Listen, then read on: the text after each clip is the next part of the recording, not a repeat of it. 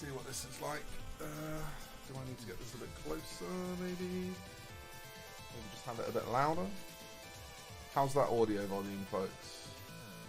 I'm here, by the way. I am actually here.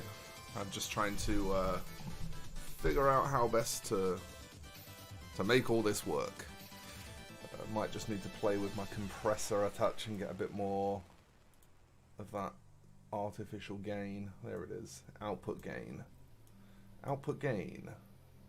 Should maybe go a bit more. Maybe a bit more. Something like that. Does that seem fine? Or is that a bit too loud? I think that's probably about fine. That feels about fine. Streamlabs shat itself recently, and I had to completely set back up streaming for YouTube.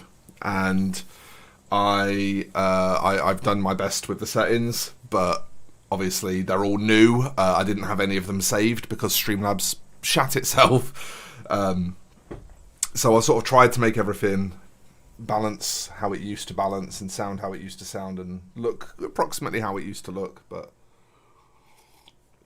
if there's anything particularly noticeable about the audio, please do let me know so that I can fix it.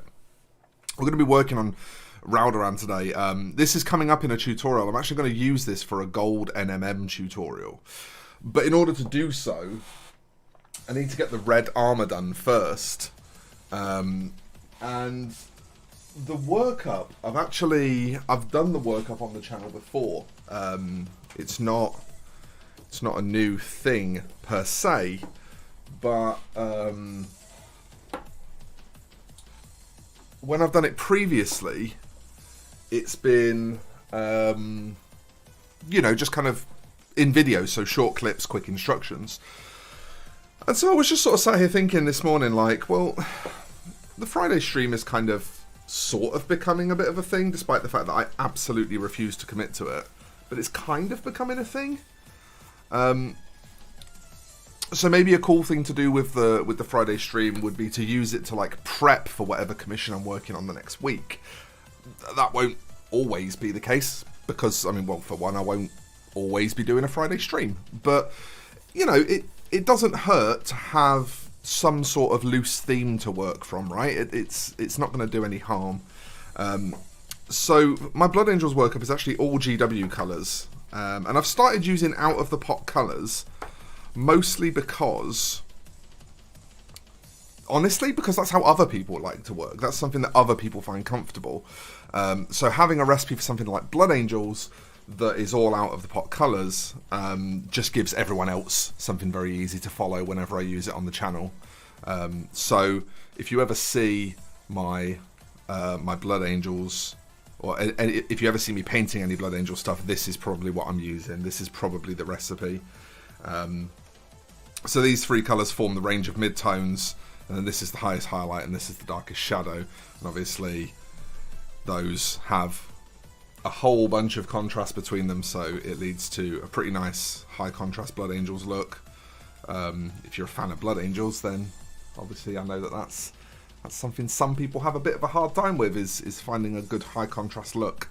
So I'll load the palette up with some of these, and we'll start painting some power armor, and then with any luck, that'll mean that I'm all set up so that I can get an NMM tutorial done, because folk have been asking about my style of NMM. I think people have maybe noticed that it's a bit different. It's not like ultra realism NMM, because ultra realism NMM doesn't really work super well with my brain. So it's kind of more of a comic booky approach, maybe, if you will. And I think people have maybe started to pick up on that a bit, because there have been requests for some kind of NMM tutorial.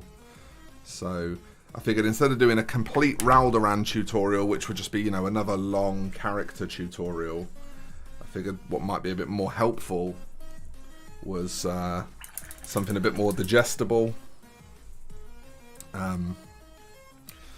Also, being serially unprepared in the way that I always am, I have actually forgotten to change my water before I've started this stream. So I'm going to have to go and wash out my water pot and put fresh water in it before we actually start painting as well. But I will endeavour to not take too long.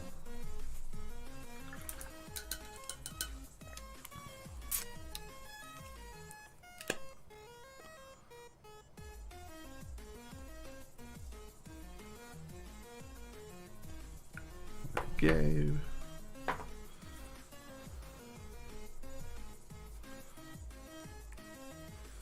Final colour.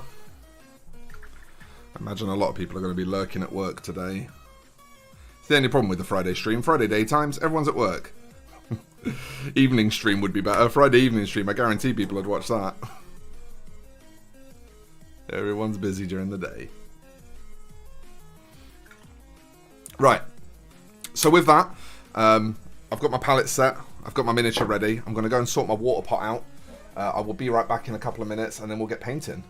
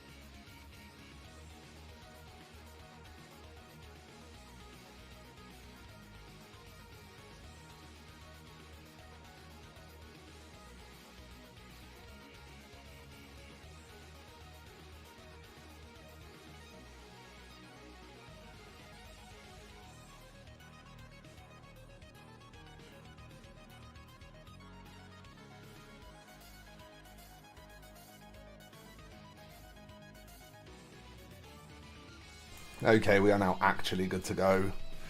Actually good to go. Actually prepared kind of this time. Look at that lovely crystal clear water. I had to scrub the hell out of my water pot there. I don't know what it was, but something had like settled really silty on the bottom. Obviously paint, I know exactly what it was. I just don't know which paint it was. So yeah, we should be in pretty good shape to get on with this. I should warn you, I am still kind of half settling into my day. So I might be a little bit dopey for a while I get my brain in working order. I've sort of got up and just kind of hit the ground running on admin. Cloud, hello love. It's been a long time. How are you, friend? Yeah, kind of hit the ground running on admin this morning. Kind of jumped straight on it. And admin's not the best thing for waking you up. You know? Not the best thing for getting you ready to rumble. So, still kind of coming to... this camera angle also kind of sucks. Something like that? That's a bit better, isn't it? I question the bottom of my water cups every time. I'm glad to hear you're good, Cloud. It's nice to see you. Joe! Oh my god! Oh my god! Hello, Joe. Where are all these classic people coming from? All these lovely people who I haven't seen in ages.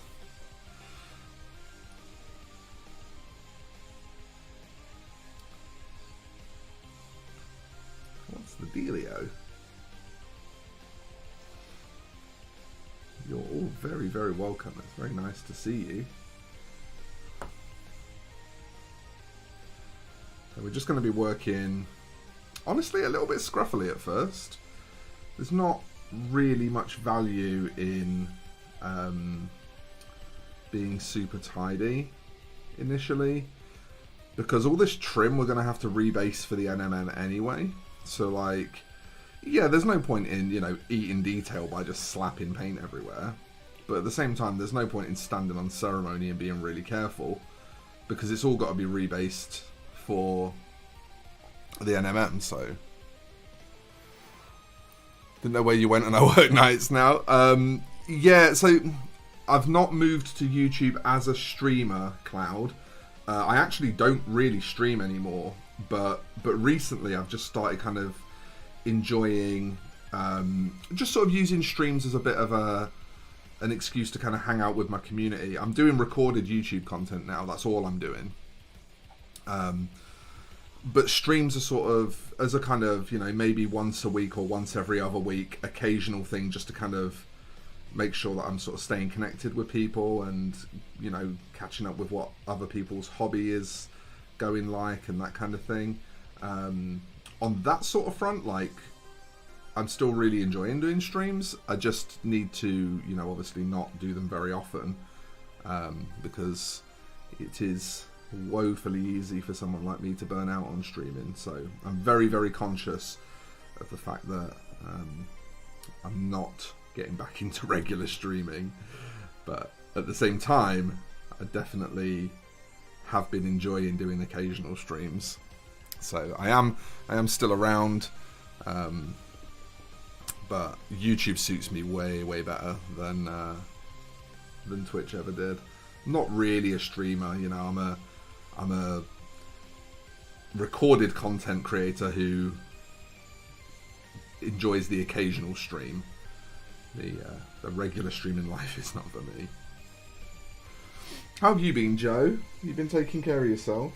I haven't seen much of Hannah recently, but I did think of you the other day, actually. You did spring to mind randomly the other day, as you often do.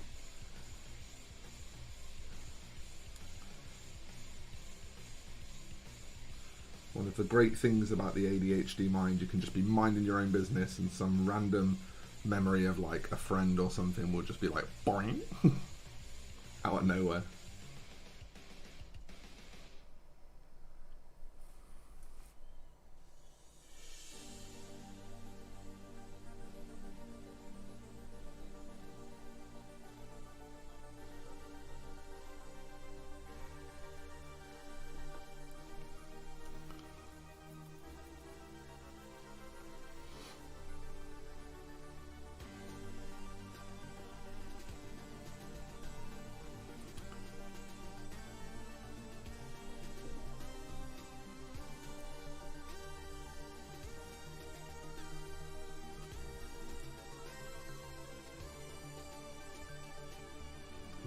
here with this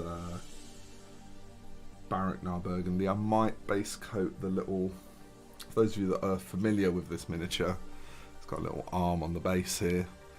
That probably does need a base coat of Baraknar Burgundy for how I'm thinking of doing it, but actually it might be better to attack that after I've dealt with the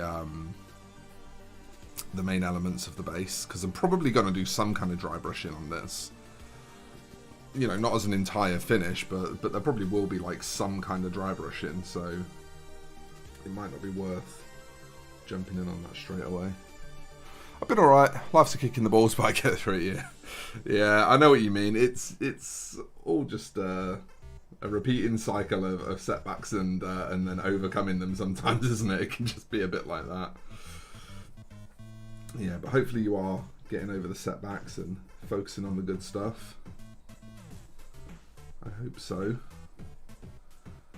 I know this last sort of year or so has really tested people, myself included. And God, I've had such a hard time just like, you know, with basic stuff like controlling my mood and, you know, things that should be fairly simple.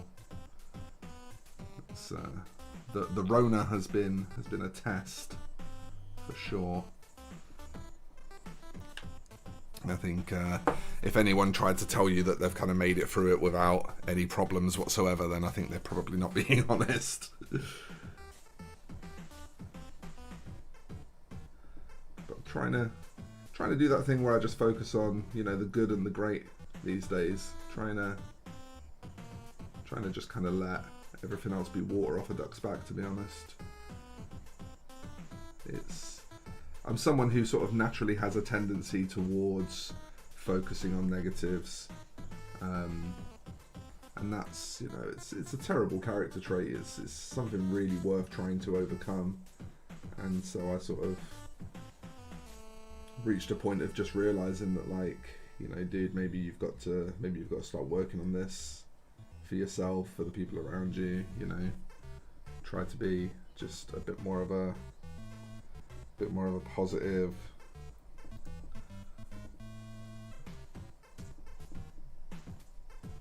influence on the world around you, I guess. That's kind of the plan. It's kind of the plan.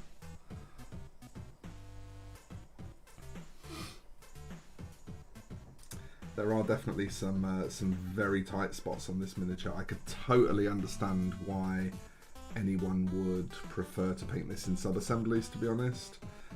I'd probably prefer to paint it in sub-assemblies. But I will say, for stuff like non-metallic, I find it a lot better to keep everything making sense together if I paint it in as few sub-assemblies as possible. So because the client has asked for non-metallic on this, I decided to endure the hardship of painting it as a single piece.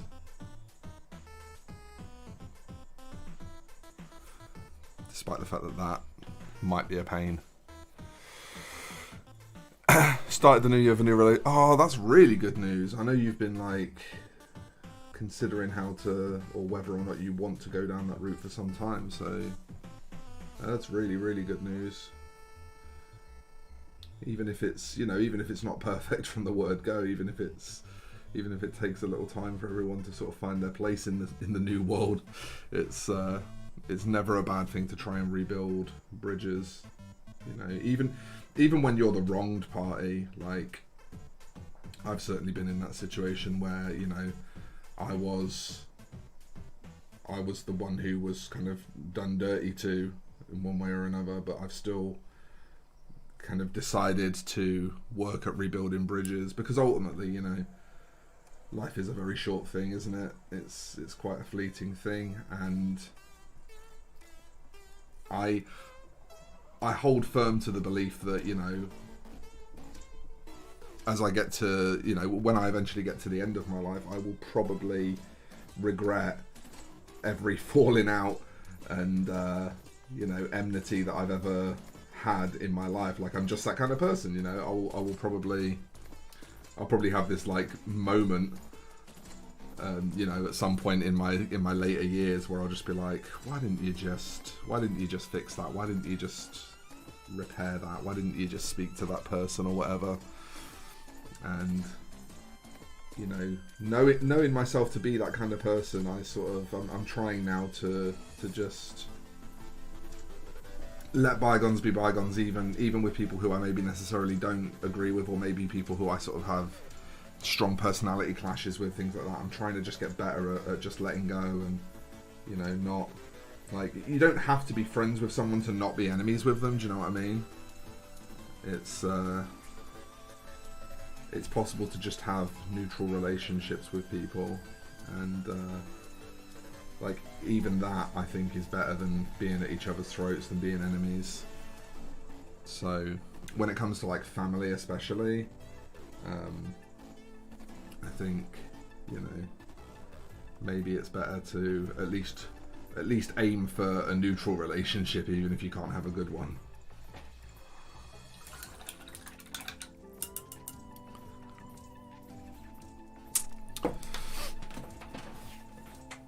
So, usual rules apply, folks. If you've not watched one of my streams before, which I wouldn't be surprised at all, because, as I say, I don't do them very often. But if you have questions about why I'm doing anything, what paints I'm using, what techniques I'm using, if anything's not clear, any of that kind of stuff, you're always welcome to ask it. No question is a stupid question. You are absolutely welcome to quiz me as to what I'm doing and why I'm doing it and how I'm doing it. Those are all perfectly valid things to ask. I do share that information freely. The only thing I do say is, you know, if you are asking questions, try to ask questions about the things that I'm actually doing, as opposed to things that I'm maybe going to do, or things that I finished doing ages ago, purely because I tend to demonstrate when I answer things, and so it can be a bit hard to demonstrate something if I either haven't started it yet, or if I you know, have already finished it ages ago. Oyster Bix, hello mate, how you doing? How's it going? Looks like we've got a small crew starting to assemble. There's 10 of you now, according to my readout, which is actually, you know, compared to the old days where I was like trying my best to be a pro streamer, back then I'd have been really sad to be sat here with 10 people. I'd be like, I'm not good at this streaming, it's terrible. And now it's like, 10 people have showed up, this is really nice. It's a pretty sweet character, isn't it? And it's a nice sculpt. You know, character series tends to mostly be bangers. They don't go far wrong with the character series, so I think you know, as a general rule, if you ever find yourself painting one of these, you're probably going to be pretty happy.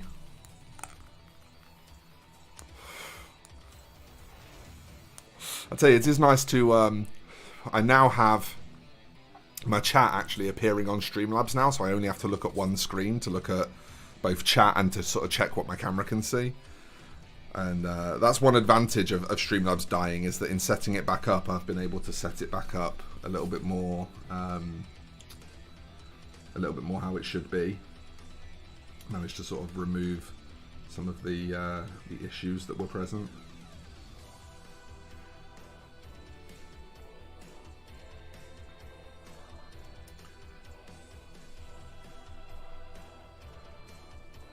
The old sort of overlays that I had, even the overlays that I had on for recording, which was, you know, just like my logo in the bottom corner really, and obviously a feed of the top-down camera.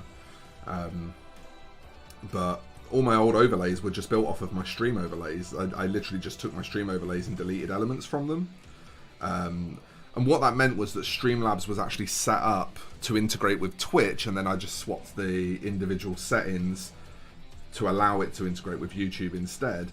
But all the sort of back end was still set for Twitch stuff, which was obviously dumb, but I knew nothing about the effect that might have or what that meant at the time, so, you know, that was how I did it. But now that it's actually running in YouTube mode, as it were, the functionality all seems to be a lot better. Everything seems to be doing its job properly. And hopefully it'll also give, you know, a better quality stream experience with any luck for you folks. So yeah, I'm not saying that this whole sort of Friday stream thing is going to become once a week, every week guaranteed. But what I will say is that if it were to become regular, I feel like the Friday might be the day that I would most prefer to do it on.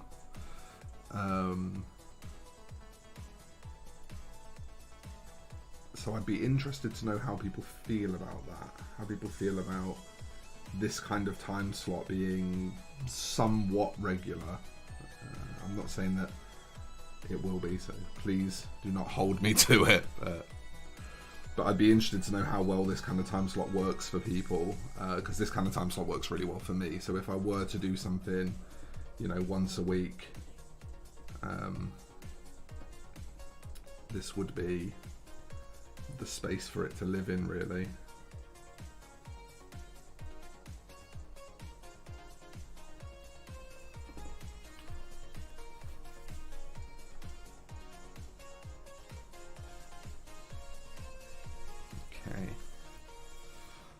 That's all of Rowdy.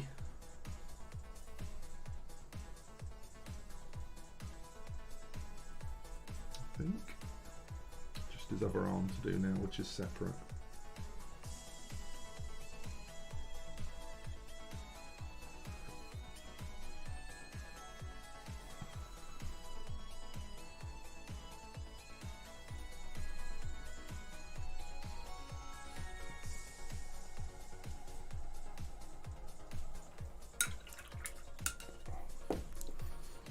Here's his other arm. It's also got his other hand on it.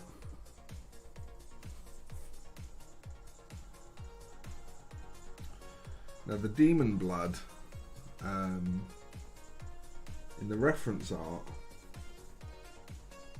I can't remember what colour it is. Yeah, it's like a pinky colour, which obviously blood is never going to be like a pinky colour. That's kind of crazy. No worries, Joe. You have a fun time making plushies. That sounds lovely. So yeah, I'm probably going to change the colour of it to something different.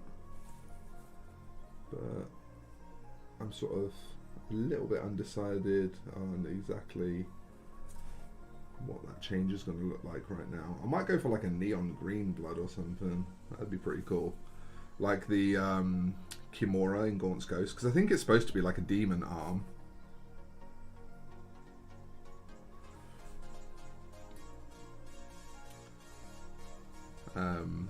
The way the Kimura described in Gaunt's Ghost, I think, is pretty cool, with like the bright neon glowing blood and bright neon glowing eyes and all that. That could be a cool way of, and it'll also just create really good contrast because it'll be kind of greeny yellow against red.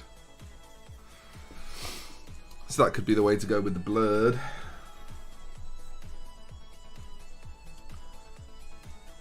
I've also tried to sort of have this sideways on so that I can kind of still try and get the light pretty correct on it. The way I've sort of stuck this into its hobby holder is actually kind of deliberate to try and help me when I come to painting parts that care about light more.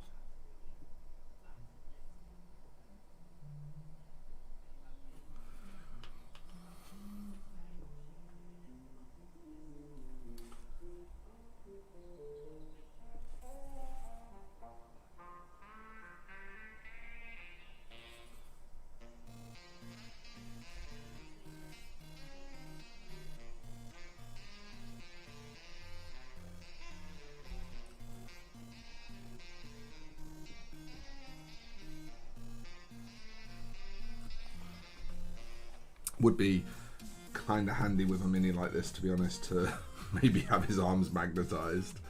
I know that wouldn't make any sense because you're not swapping them for anything, but it's the kind of mini where I feel like I'm going to want to check a lot. I feel like I'm going to want to sort of offer the arm back up to the mini a lot to check. But it'll be fine. I'll muddle through. I'll find a way. Life finds a way.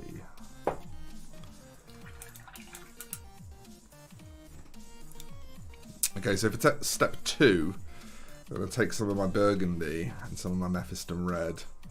And I'm actually going to start out with a blend of the two, not the pure Mephiston red. If I was doing this just to like, you know, a sort of tabletop, high tabletop, then I would probably just start off with pure Mephiston red, and just, you know, let it be a little bit choppier, a little bit less smooth on the blending, but obviously quite a bit faster.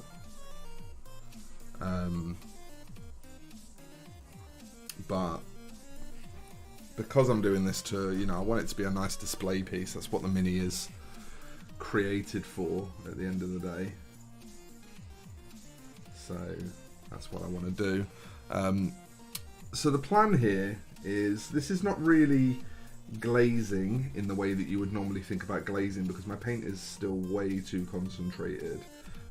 It's more, I tend to refer to it as like heavy glazing. The paint is definitely thinner than you'd layer with, but it's definitely more concentrated than you'd glaze with. And so I think the most reasonable description would be a heavy glaze. So the technique we're using is still similar to a glaze, where we're dragging in the direction that we want to build up intensity in the paint, and we're using the thinness of the paint to create that sort of transparent blend. But it isn't a glaze, and the reason I'm not using a glaze in the traditional sense, there's a couple of reasons. Obviously there's a shitload of texture here, which glazing around would be a bit of a pain in the arse. But also, more importantly than that, is it would take a very, very long time. By the time I got it done, I'd probably be burnt out. You know, I'd probably just be like really over it. So instead, using this kind of heavy glaze technique, we don't really lose a ton in terms of the quality of the rendering, but we gain a lot in time saving.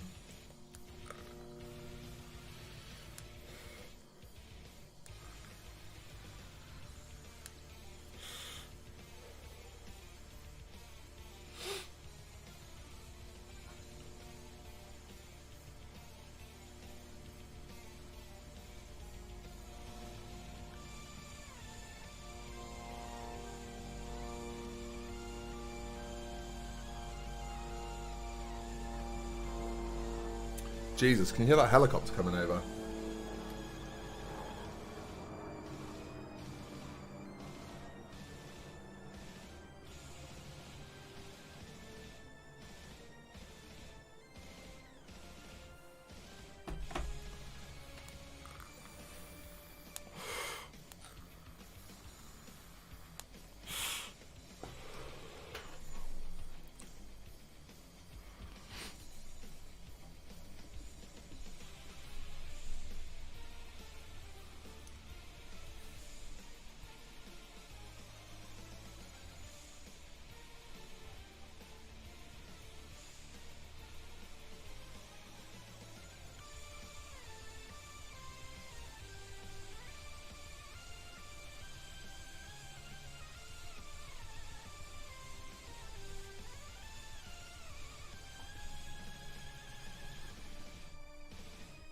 What is important here, what really does kind of matter, the main point of this step, is we're trying to control the build-up of light, and we're trying to create like interesting gradients across the surfaces of the armor.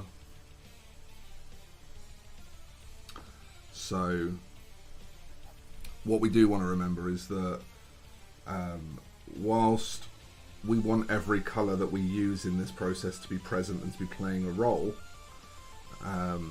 what we don't want to do is feel like we have to fill the entire area with a color as we go.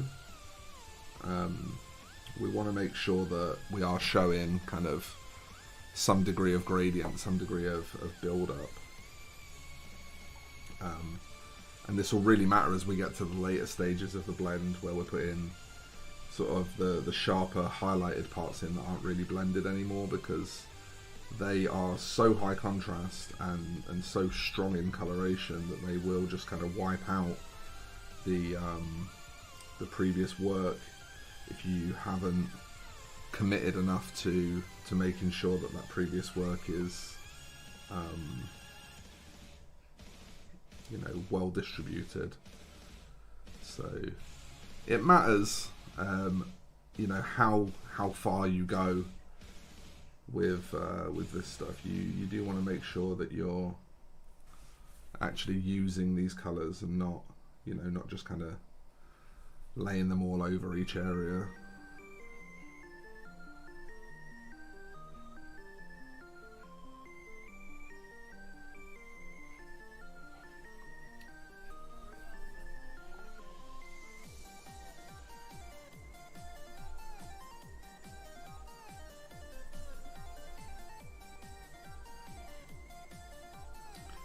Be interested to hear what other folks in the chat are working on at the moment. If anybody's working on any interesting projects that they want to talk about, it would be pretty cool to hear about.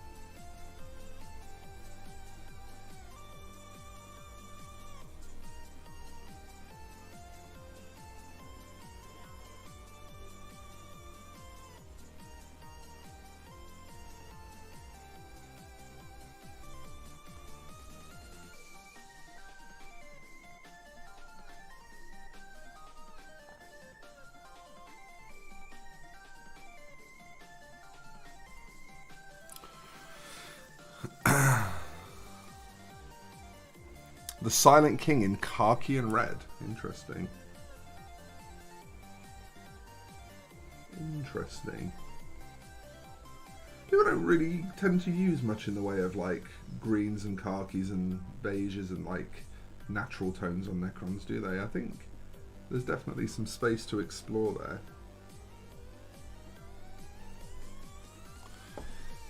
Redoing my Black Templars. Haven't ordered the oil paints yet. Curious to see how I do with wet blending acrylics. Wet blending acrylics is, you know, it's like the actual process. We were discussing this yesterday in the Discord. We were having a good old chat about it there. The actual process of wet blending with acrylics isn't really hard. The issue is really learning the dilution levels that you should be working with. Like, the paint viscosity really matters, and if you get it even a little bit wrong, it can make it quite a lot harder to work with. And obviously the harder it is to work with, the more likely you're gonna not get a good result, right? But the actual technique is pretty easy. You're just dithering paints together, you know. It's not particularly precise, it's not particularly hard to do. And I think as long as you sort of go into a wet blend understanding that, it actually takes a lot of the sort of fear out of the process and makes it a little bit easier to get it done. Because instead of going, oh fuck, this is looking shit, I'm doing something wrong, you'll go, oh fuck, this is looking shit, I need to adjust my paint, and then you'll adjust your paint, you know, and with any luck, you'll get a better result as an effect of adjusting your paint instead of getting frustrated because you think it's your problem. So I think the biggest thing with wet blending, I think, is just to always go into it kind of with that understanding that the main thing that's probably going to punish you is not having your paint set up right. Like, you want it way thicker than you think, but there's also a point where it becomes too thick and it just gums up the surfaces, and it's like finding that bang on point where it's exactly the thickness that you want it for working with, but it's also not so thick that it's like graining up and brush stroking your surfaces. Honestly, it takes quite a bit of experimentation. There really isn't a quick kind of, this is how you do it. Because every different paint wants a different amount of thinning, and it's such a feeling out process. Like when I wet blend now, I just go into it with like, just willing to experiment. I mean, like, I painted this yesterday, finished this yesterday, this Blood Bowl Tree Boy, and like, all that squirrel was wet blended. And obviously I've like, you know, put some edge highlights and some texture over it because he's furry. I don't want him to be completely smooth looking. But the initial sort of reddy brown up to pale brown, I wanted that to be wet blended. And then sort of start working on texture over the top of that. And I just literally just grabbed the colours and started moving them around. And as long as I was kind of remaining conscious of not letting the paint get too thick, that was like just the way to go, you know, just moving paint around on the surface in the miniature and seeing what worked. And I think this guy came out pretty decent, to be honest. I think the squirrel looks nice. You know, it's a bit of wet blending is good for the soul every now and again, to remind yourself that you know how to do it.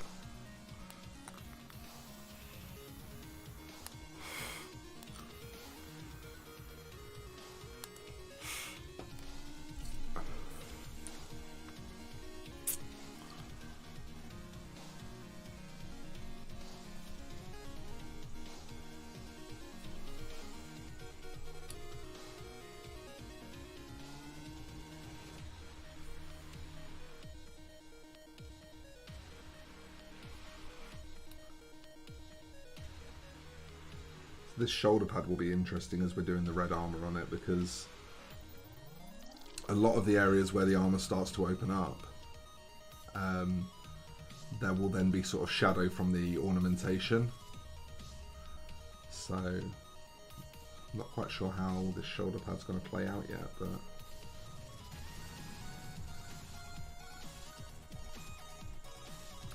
I will say the box art for this was a bit of a miss for me personally. Obviously, when you're commissioned to do something that kind of has a set color scheme, which is quite often with GW stuff because they like to obviously set color schemes. So obviously you sort of have to study the box art a little bit first to kind of know what you're working from, and it helps you kind of get an idea of the customer's expectation as well. And studying the box art for this one, I was a little bit sort of there's not a ton to go off on it. Do you know what I mean? Like a lot of the stuff, I wouldn't make the decisions that the box artist made. So it's going to be an interesting one, this, because I'm going to have to do a lot more free thinking than I normally would to just kind of paint the Space Marine. Very true. I used to find it frustrating, but now I'm like, oh well, if I made a mistake, I've learned something. Although I'm excited to work with the oils. I think you're going to have fun with those oils. I know you're really looking forward to it. I think you're going to have a good time. Airbrush blending is a different thing. You know, it's a different job, or it's a different tool for a different job. It's not really comparable to wet blending. So, like, I absolutely understand the preference. You know, people always tend to have a preference for whatever thing they've more taken to. But for me as a commission painter, you know, it's about matching the right technique to the right desired output. I mean, like, you know, on this, going back to this treatment again, like, this is airbrush blended. The pale green into the brown is airbrush blended, because getting this totally smooth and even with wet blends would just take fucking ages. It's like, it's not worth it. It is just not worth putting in the effort. The airbrush will do exactly the same job quicker. But also, I wanted like really nice flatness. I wanted, you know, the only texture present to be the texture that was sculpted. Whereas with this, it kind of doesn't matter if a bit of texture comes into things because it's fur. and obviously fur has texture. So like with this, a wet blend was just the better thing to do, because it actually starts to integrate some texture into the deal, and it's quicker to wet blend that than it is to airbrush it. Trying to snipe out all these little sort of tips and stuff with the airbrush on really low pressure, do you know what I mean? It would be just a pain in the arse.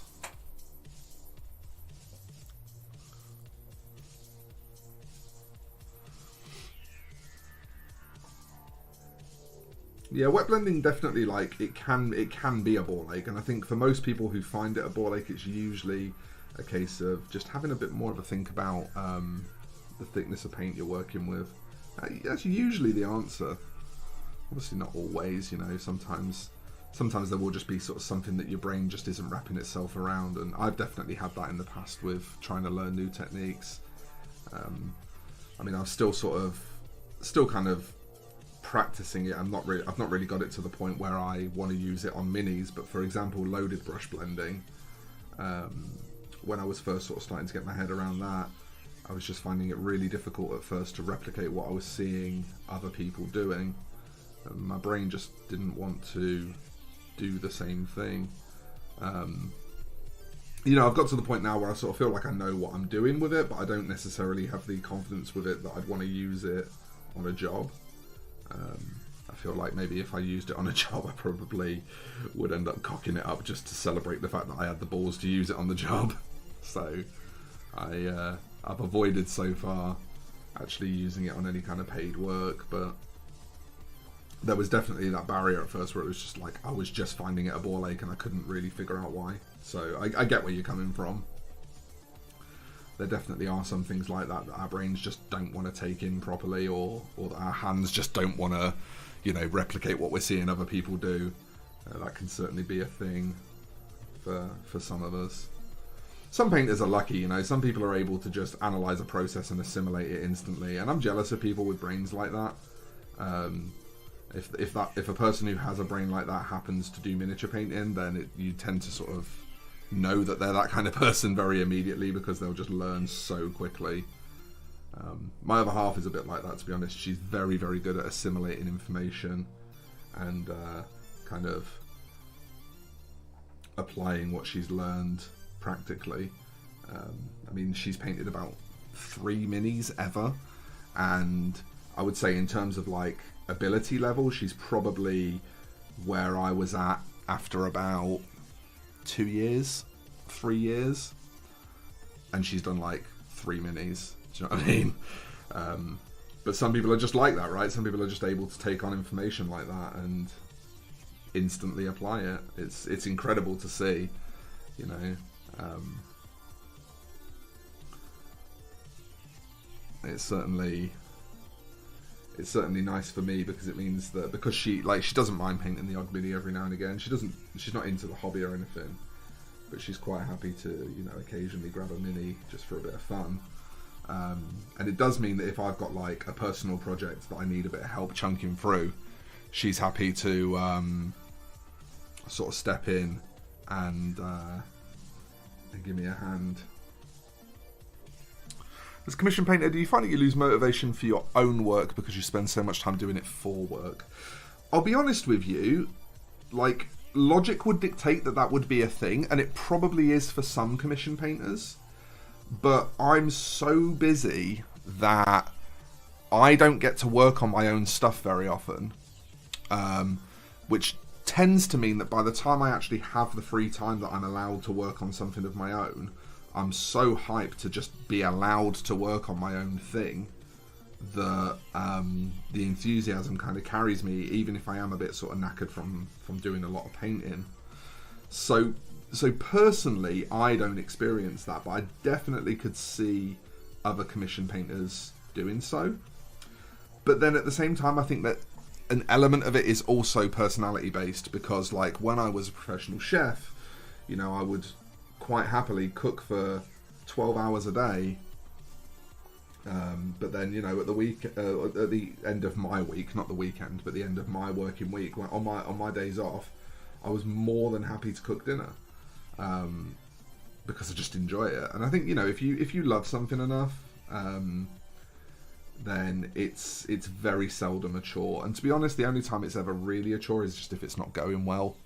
And the only times that I tend to feel negatively about painting is when something isn't going as well as I thought it was going to go. You know, when I'm not doing as well as I thought I was going to do. And obviously, you know, that's a me thing. That's not a painting thing.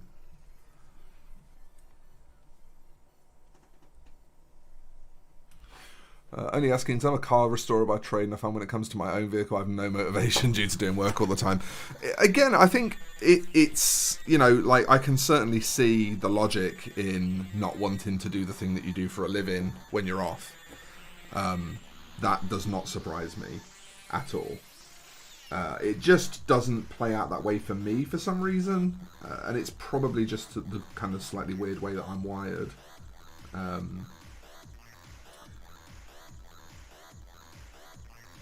If I can get excited about something, then no matter how tired I'm feeling, I can find the energy to do it.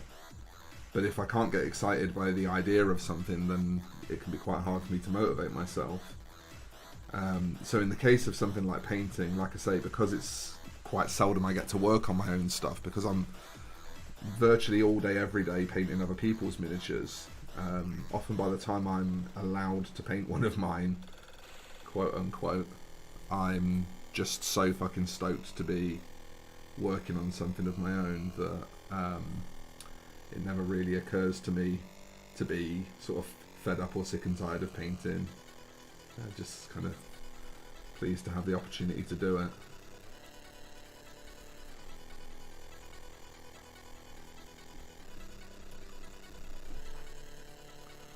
It's good that you like that, though. It means you actually get that excitement, etc. Yeah, exactly. I think, like, I'm pretty sure that that's probably something you kind of need to be able to do this for a living, because, you know, I'm sure you can understand, like, it's a hobby.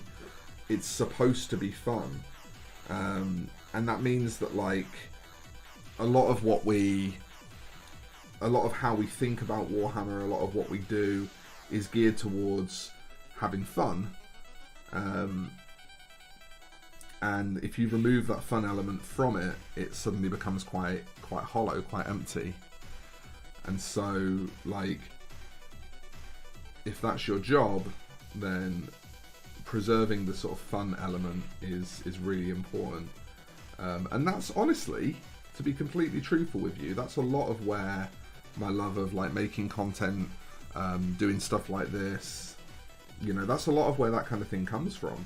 Is it's ways to add new layers of fun into parts of the job that could otherwise be pretty banal. Like, you know, being sat here right now, for example, just building up basic reds on some armor. I have painted a lot of Blood Angels in my life. You know, 0.00 things that I do today will be new. And as a result, they could very easily become uninteresting. What will keep them interesting is the fact that while I'm sat here doing them, I'm going to have folks like yourself to talk to, right? And that's going to be what keeps this job kind of easy to self-motivate on. And then when we get to, like, the NMM, for example, the thing that's going to keep me kind of enjoying it and concentrating will be the fact that it requires a lot of concentration. It's hard, and the challenge will be what kind of keeps me engaged with it. And finding stuff like that is, you know, that's the secret sauce. That's the shit that matters. Being able to find things like that keep you engaged. That's how you turn a hobby into a job without it being shit, without it being something that you dread. And that, like, at the same time, that is not to say that there aren't bad days. It would be dishonest of me and unrealistic to claim that there aren't days where it feels like a chore. But again, that's usually caused by me, what I might be struggling with inside, or, you know, what's been going on around me. It's that kind of stuff that tends to tends to cause bad days as opposed to the work itself. Yeah, this is it. This is it, you know, and it can be very easy to slip into that sort of going through the motions mindset. And this is true of any job. And you, in a creative role where your job is to, like, the whole point of my job is to impress people with my painting. That's a really tough thing to have as a job, right? Like, ultimately, the point of my job is not to give someone a mediocre piece, it's to give someone a piece that makes them go, wow. And that doesn't mean it has to make everyone go wow, because everyone has different ideas of what they think is beautiful, everyone has different ideas of what they think good painting is, everyone has different ideas of, you know, the best methodology to use, the best delivery, what colour combinations they like, all of this kind of thing. There's so much subjectivity to any kind of art form that you cannot ever expect of yourself to be able to make everyone go wow. But when the point of your job is to impress, is to do, you know, good work, not acceptable work, then anything that's a bit sort of going through the motions, anything that's a bit kind of de rigueur can be, you know, just really easy to check out on. It can be really easy, like, when you just sat there base coating, to just be like, oh, I'd rather be doing literally anything but base coating. I'm working on a commission for a really good friend of mine on some custodies at the moment, and I actually had to put them down for a couple of days because just painting gold over and over again, I got them to this point, and just painting gold over and over again just started to be a chore, and I'm like, he doesn't deserve that. He doesn't deserve for me to paint these like they're a chore. You know, he's a great friend and a really good customer, and all the other work I've done for him has been good. I need to continue with that standard. I can't just fucking phone this in. So you put it down for a few days, you know, you put it down until the motivation comes back. And actually, unfortunately, now I'm in the even more awkward position of I'm actually quite motivated to paint them, but I've just got to work on other stuff at the minute.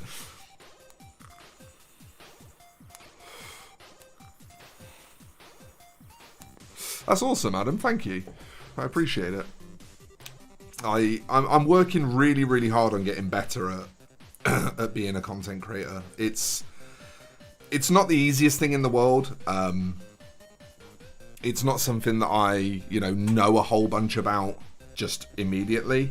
I mean, I could argue that I know plenty about streaming, but I don't think I was good at streaming. So that wouldn't really be a smart argument to make. You know, I know a bunch about a thing that I don't think I'm good at, right? So I'm still very much learning on the job. I'm learning how to make better, more engaging videos. I'm learning how to, you know, what sort of painting people want to see. Also, what sort of miniatures people are interested in, what sort of miniatures people like my versions of, that kind of thing. And all of that information, you know, it takes a little bit of time to sort of mentally catalogue it and for it to influence the content directly, but it's all stuff that I can use to just keep getting better at the job, keep doing more and more. And what I would love, like the dream, would be if I could stop commission painting.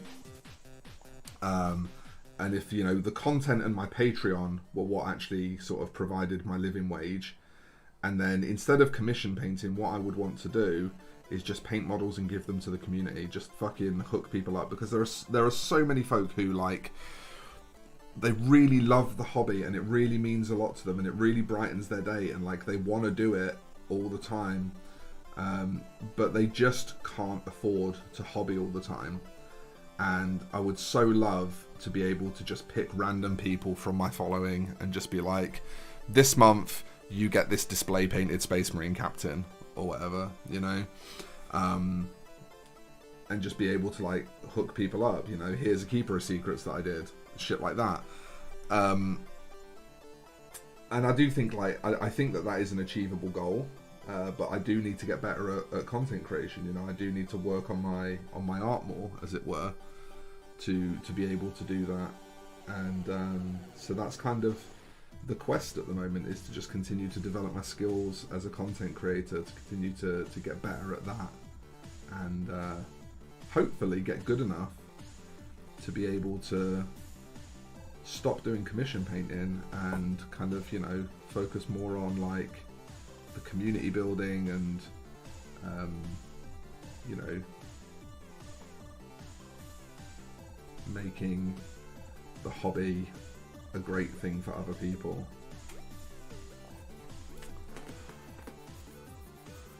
Yeah, exactly, Dave. Exactly. Yeah, you get it. You get it. How is YouTube going for you, Dave, at the moment? How is it? How is it treating you?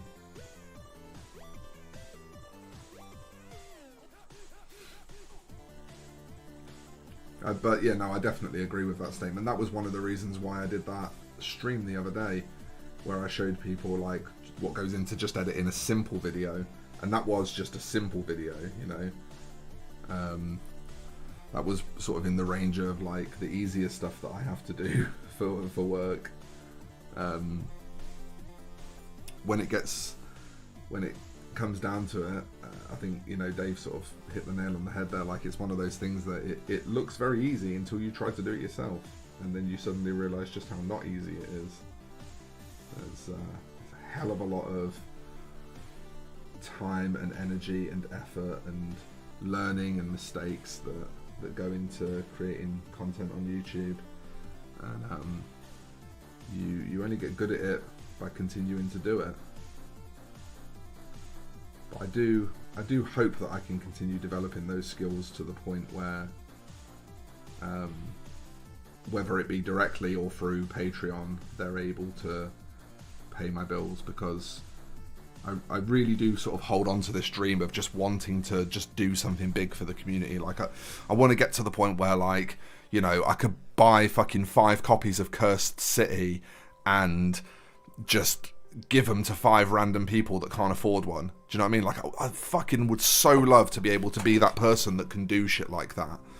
And the idea in my head makes sense. It's like, you know, everyone that benefits from the content puts a little bit in the pot, and the result out of the other end of it is that we can kind of do more for more people. And I really hope that that's something that I can end up achieving. But the truth is, you know, the honest truth is that also requires trust from the community. That requires the community to want me to exist in that position.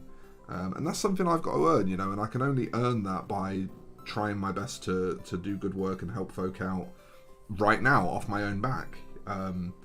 There's no other way I can achieve that. So, you know, it is just a plan that needs time, perseverance, and dedication. You just gained a new patron spot, Adam. That's really kind. I hope that you'll be present in the Discord. Thank you. The Discord is definitely the reason to join the campaign, to be honest with you. There's so much cool stuff going on in there. Like, I stream into the Discord a few days a week, so if you like watching me do stuff, then not sure, you know, it's a very odd sentence for me to say out loud, but if you like watching me paint things, then I'm in the Hangout and Hobby in the Discord fairly regularly. We have a Blood Bowl league. We play 40k on Tabletop Simulator, although, to be honest, recently that's fallen off a little bit, and I think it's just because a lot of the key people that sort of are really into doing it have just been quite busy lately. So I would really love to get some more folk going with that, maybe folk who just sort of don't know how to set it up and need a bit of help or whatever, so that starts to become a bit more lively again, because I love like just seeing folk playing 40k, playing Blood Bowl, stuff like that in the server together, you know, coming together and actually experiencing the hobby as a group of people. Hey Joe, how you doing? Thank you again for your very kind comment the other day, Joe.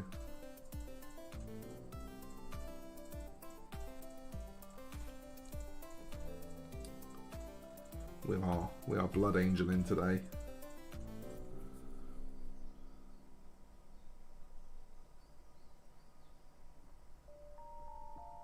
This is where it really starts to make sense, this workup. Like when you first start seeing it, prior to the Mephiston Red stage, it's like, it's very sort of burgundy purple, and I could totally understand why people would look at it and be like, that's a weird Blood Angels recipe. But when it starts to get to this stage, I feel like it really starts to make more sense then.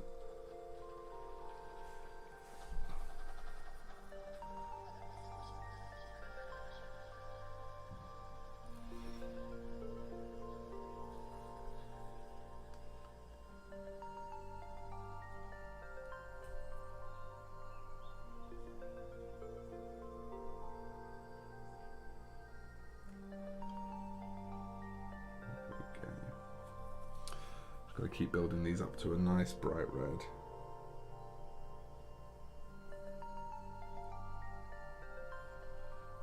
Like I said, we want to use that scope of colour that we started laying down, so we don't want everything to be a nice bright red. You know, we want a range of colour present on each panel so as to take advantage of the fact that we're blending lots of colours together.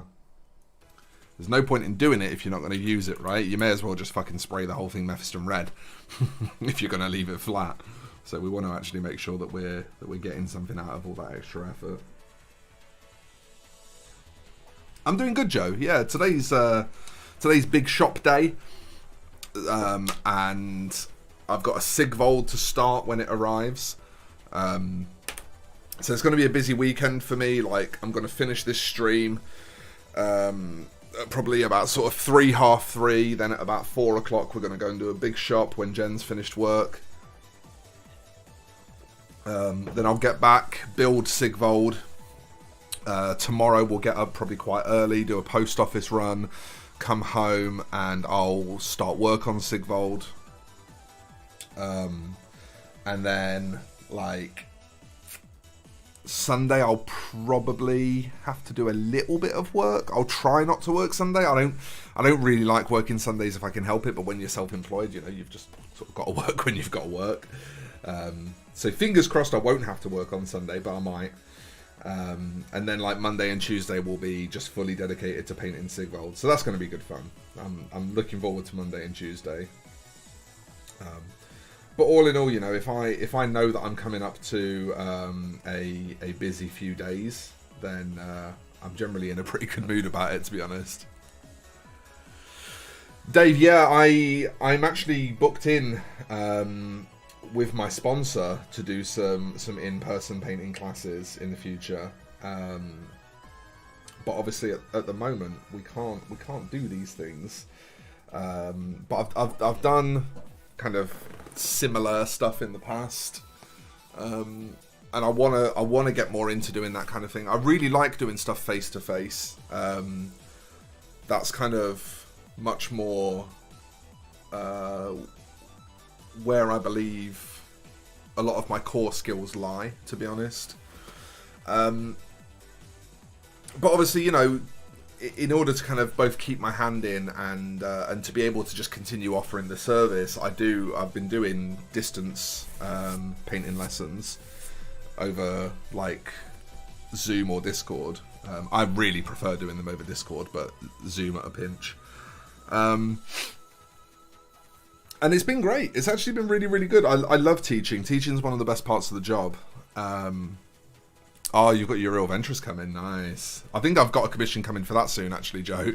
I believe one of my regulars is commissioning that from me soon. He said he was, but I've not heard from him since he said he was. So I assume I'll hear from him when he gets his copy.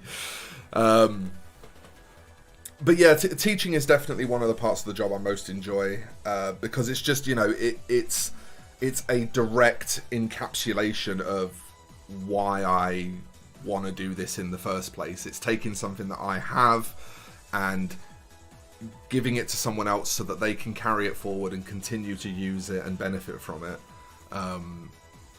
Which, you know, like, at the end of the day, as soon as you charge for that, it sort of loses a degree of its nobility. Do you know what I mean? It's a truly kind thing to give someone knowledge, whereas, you know, buying knowledge is not the same thing necessarily, but like that's kind of why it all exists as part of a large ecosystem of different things. I love doing the teaching, but at the end of the day, I'll probably always have to charge for classes, either in person or online or whatever. I'll probably always have to charge for them because like they completely break the routine of everything else that I'm doing. You know, I have to plan that lesson.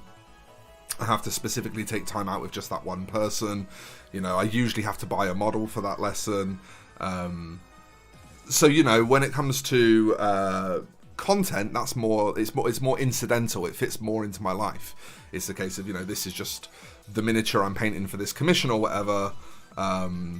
That kind of, yeah, exactly. And so that's why I give that away for free, because it's not like I have to like do anything to give people that. I give people that because I want to give them that. The only thing I have to do is turn it into a video. Whereas when it comes to lessons and stuff, you know, there's not really ever going to be a way that it would be practical to be able to do lessons for free. Teaching is a great profession. Being able to pass on information to someone is great. Yeah, and that's the core of what YouTube is, right? It's people that want to pass information to each other. That is the majority of what YouTube is. It's people that want to give people information. How was your meeting, Balnor?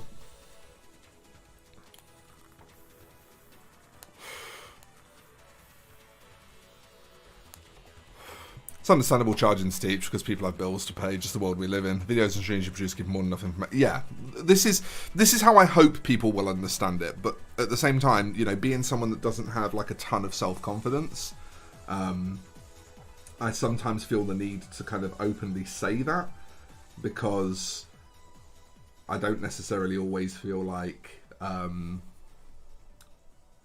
I'm doing has value. You know, and that's it's entirely a self-confidence thing.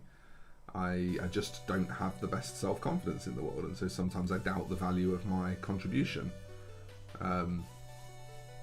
It's, you know, it's a learning thing. Like, it's something I'm getting better at. It's something I'm learning to not do to myself so much. To, you know, to treat myself a bit more kindly in that regard. But learning anything is a journey, right? Even when it's learning to be kind to yourself and give yourself a bit of a break from time to time, like, that's still a journey. It's still a thing you have to develop over time. Mostly just people complaining about management, so normal office stuff. Yeah, it do be like that. It do be like that.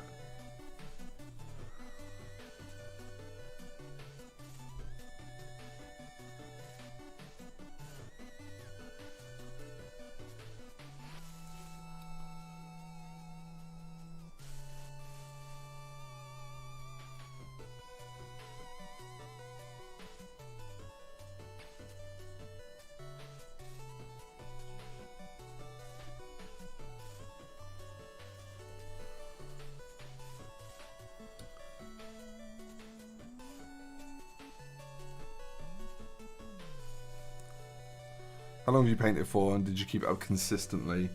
So, I first started painting minis in 1991. That was my first ever miniature I picked up in 1991. I kept it up mostly consistently, but I was like, when I was a little kid, I was just like painting my brother's hand-me-downs and stuff. So, because obviously, like, I was a little kid. I mean, I was 6 years old when I first got into Warhammer. Like, there was no way my mum was spending, you know, the kind of money that Warhammer costs on her 6-year-old kid. Like, not only could she not afford to, but like, it'd be dumb to anyway, right? So like, initially when I first got into the hobby, I was really just painting my older brother's hand-me-downs. And so whilst I was learning basic painting skills, they were probably developing quite slowly, to be honest. 'Cause my brothers didn't really teach me very much. They more sort of just let me sit with them and do whatever I was going to do while they were doing whatever they were going to do. But then I did sort of continue doing that kind of all the way through primary school, and then by the time I hit secondary school, I was obviously starting to have enough money in my pocket to get my own minis occasionally. So I started getting kind of a lot better at painting back then. And it was actually at secondary school that I started taking commissions. So this would be kind of 96 to 2002 kind of era. I started taking commissions then. And, still played regularly then. And then it was probably about when I got to sort of around the age of 21 that was when I took like a long break. Probably around sort of around the age of 20 or 21. Took a long break of probably about 12 years, 10, 12 years, something like that. Hey, Phrase, happy Friday, mate. And I sort of missed 6th and 7th edition. I got out sort of in 5th edition. 5th edition was fairly new, I believe, if memory serves me correctly. I missed 6th and 7th edition entirely. And I took a really, really long break, and then I didn't start again until I was about sort of 32. It was probably about sort of 3 years ago now that I started again. But during that sort of 10 to 12 year break that I wasn't painting miniatures, I actually became a professional 2D painter. so I never stopped painting. I never actually ended up going down that route of not touching anything creative, but at the same time I definitely did take quite a lengthy break from miniature painting. 100% got to charge for commissions because it takes you for lessons. It takes you out of your commissions.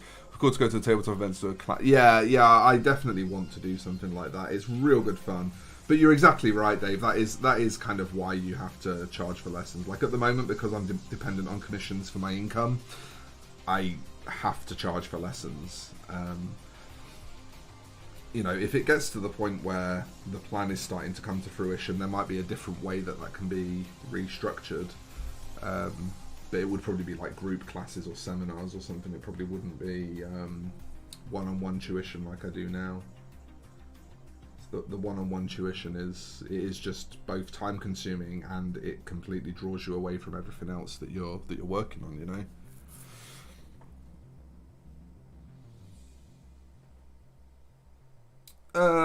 Honestly, Joe, for me it wouldn't. I can't airbrush snipe cleanly enough to be able to get a gradient going down a panel that size without it hitting part of this panel. Like by the time I was at the bottom of the gradient here, I'd be hitting the top of the gradient here and wiping it out. There probably are people that can airbrush snipe that fine, but that's way beyond my skill level. I think you're sort of getting towards like Sergio Calvo and what's his name, Ángel Giraldez, is that his name? The Viejo guy, the Spanish Viejo guy on YouTube. You get into like that kind of skill level, like the skill level of the literal best airbrushers in mini painting at the point you're trying to do something like that, and that's above my pay grade. So this method both works better for me, and I'm actually capable of doing it. So it's that's kind of why it's this that I've chosen to do.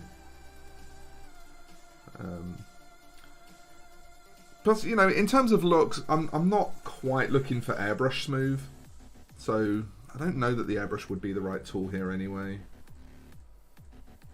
I've done sort of airbrushed Blood Angels as a tutorial ages ago, and I mean it looks nice, but I wanted something a bit more grimdark for the 30k.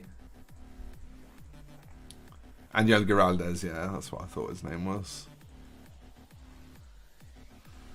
Yeah, like inarguably, Ángel and Sergio are easily the two most proficient airbrushers in mini painting, and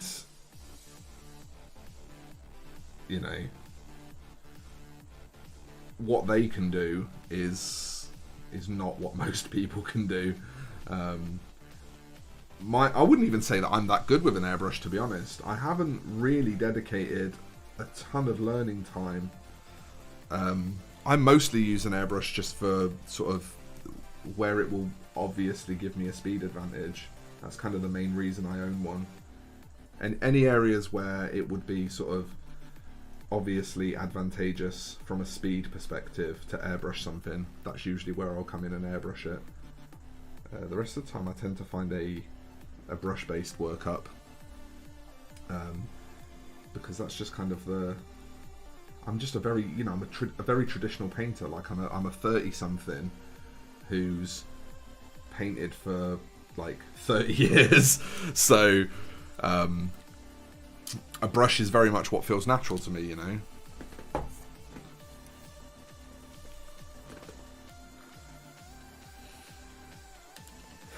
It can. Well, I'm not sure flat is the word I'd use, because that, you know, that really depends on your understanding of volumes, really. But visually, a bit disinteresting, perhaps a bit uninteresting to look at visually. Yeah, it's very easy with a brush to sort of incorporate micro texture, and to just use part of the sort of natural process of how you're layering colors together to create sort of little visual distortions and things like that. And that's quite... Not only is that quite interesting, but it's quite... it's kind of a, you know, a lesser used advantage of airbrush.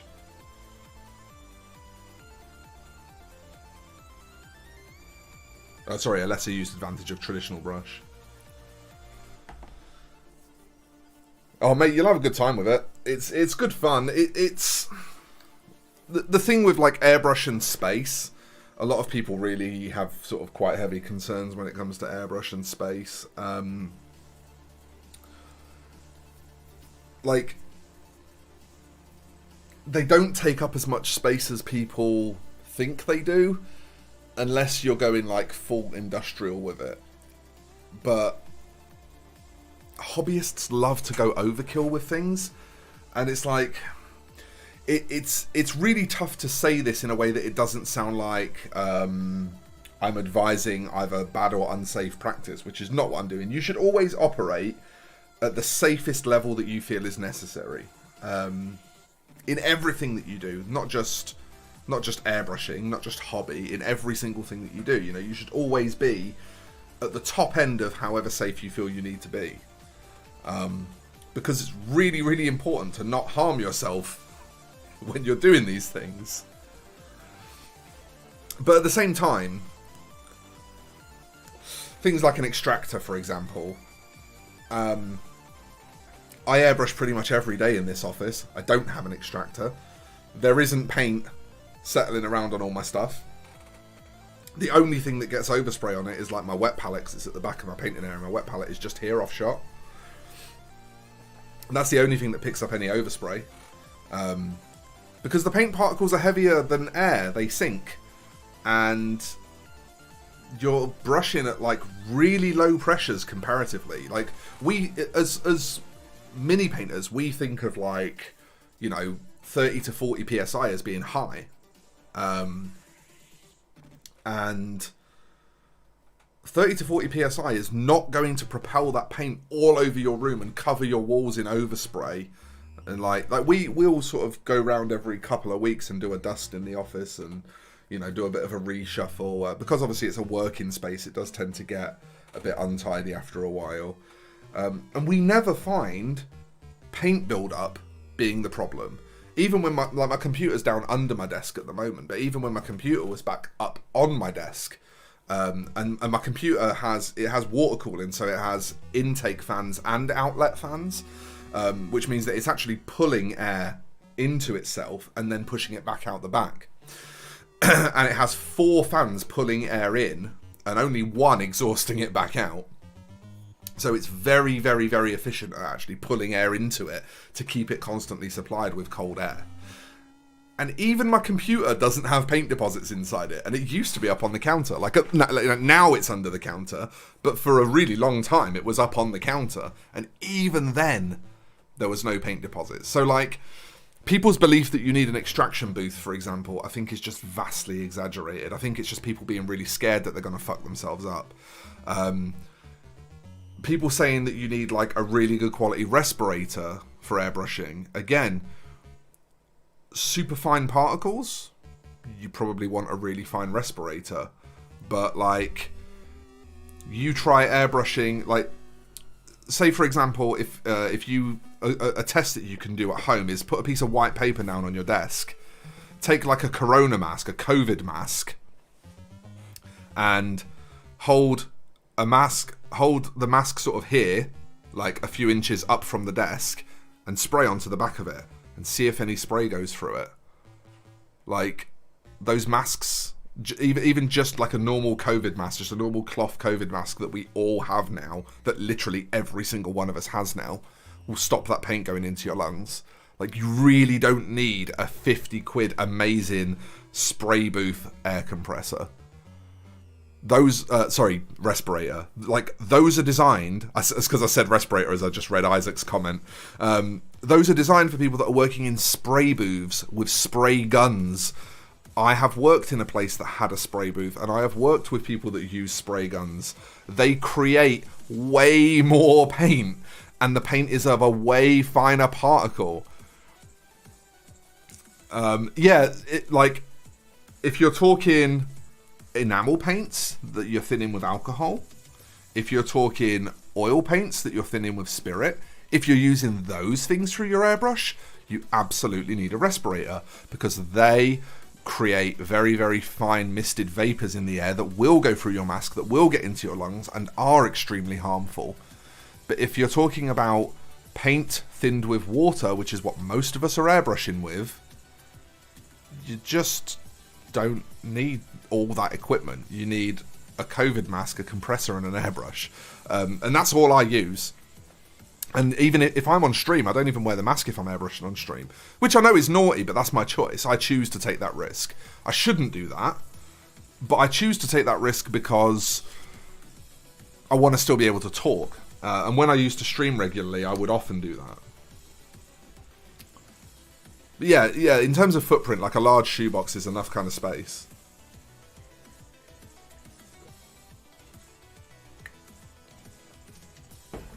It does seem most of the danger with airbrushing is with those enamel, oil, and fume paints. Exactly, yeah. If you're using like these Tamiya alcohol-based acrylics, you're going to need a respirator.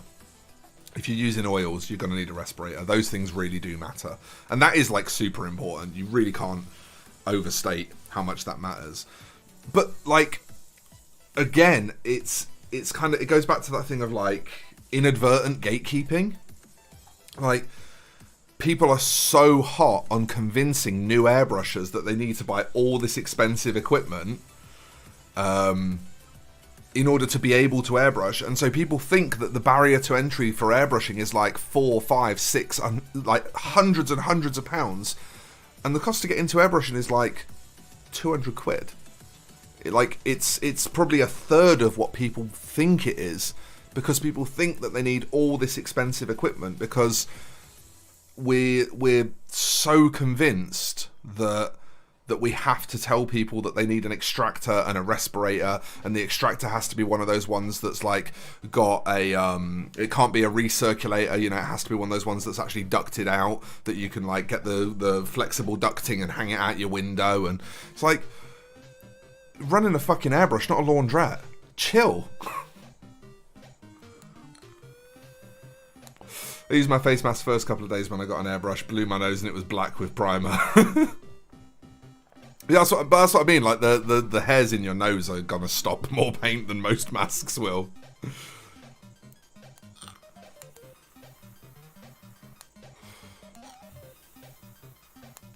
I do a little bit, yeah. I do it now and again. My style is probably somewhere between sort of comic illustration and grimdark. So I don't do it super often because it feels like just kind of an exaggeration of one element of what influences me. But yeah, every now and again I like to bust out the oil products and just go fucking nuts. I don't tend to use many of the enamel products. Something I really recommend if you're into that kind of painting is these oil brushes from MIG. you can, they're essentially like a mascara.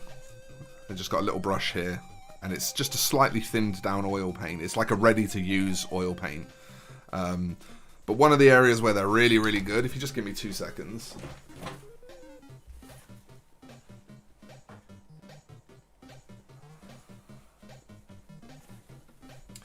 One of the areas where they're really, really good is if you've got something like a tank that you want to do like streaks on, you can literally just drop a bit in where you want it.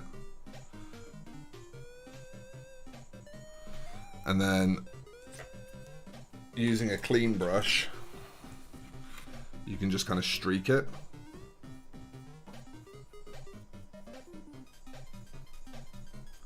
Like blend it.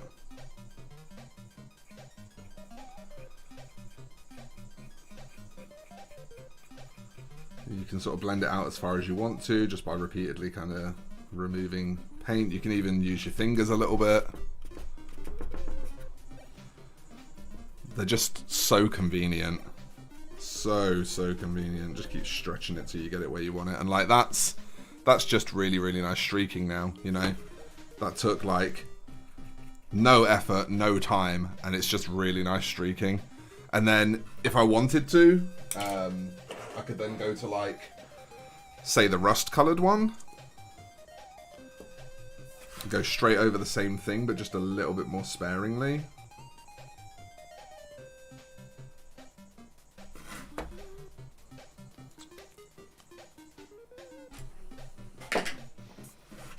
And again, just do exactly the same thing.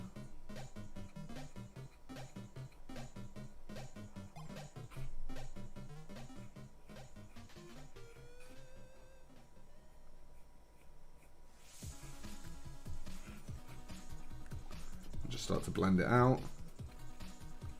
Turn it into rust streaks instead with just that nice dark base underneath them, just to kind of give them a bit of contrast.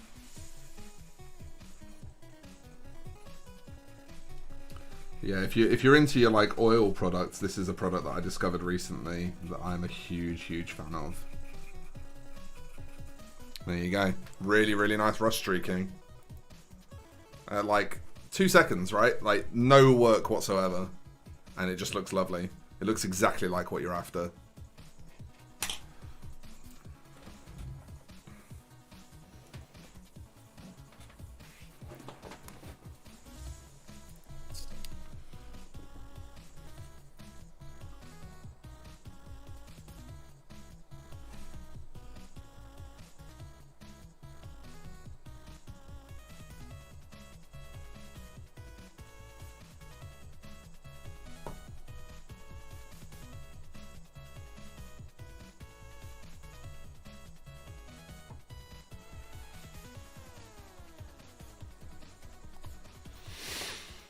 MIG products are very good for that style of painting. It always feels like cheating, coating the whole model in it and then going back with just spirits and a brush. Yeah, it's true. It's true. It does feel a bit too easy, doesn't it? You sort of feel like you're in on some kind of secret. And then you try and tell people about it and they're all fucking terrified of oils. It's like, mate, do you understand how easy these things are to use? Like, I had one guy commenting on something like, where it was my Ambot video where like I'd made a point of trying to kind of explain to people how easy and convenient oils are, like how much it's really worth getting into them. And he's like yeah, but your video is a lie because you're not telling people that when they buy into oils they've got to buy all these really expensive solvents and specialist materials and the fumes are really dangerous and stuff like that. It's like, what the fuck are you talking about? the guy was like really hammering me over recommending oil paints to people, but it's like, first of all, what expensive solvents? White spirit is like £1 for a litre. It's so cheap. White spirit is one of the cheapest materials you'll ever use in hobby. The paints themselves are similarly priced to most fucking hobby acrylics these days. Like, there's nothing expensive or dangerous to buy into. And like the fumes, like white spirit fumes, really? Like that makes you shit yourself if you never decorated your house? Like, Seriously? You're telling me that white spirit fumes fucking scare you? Like, I don't know. It really surprised me. But people are just so resistant to the idea of oil paints sometimes. You know, people are just really, really anti-oils.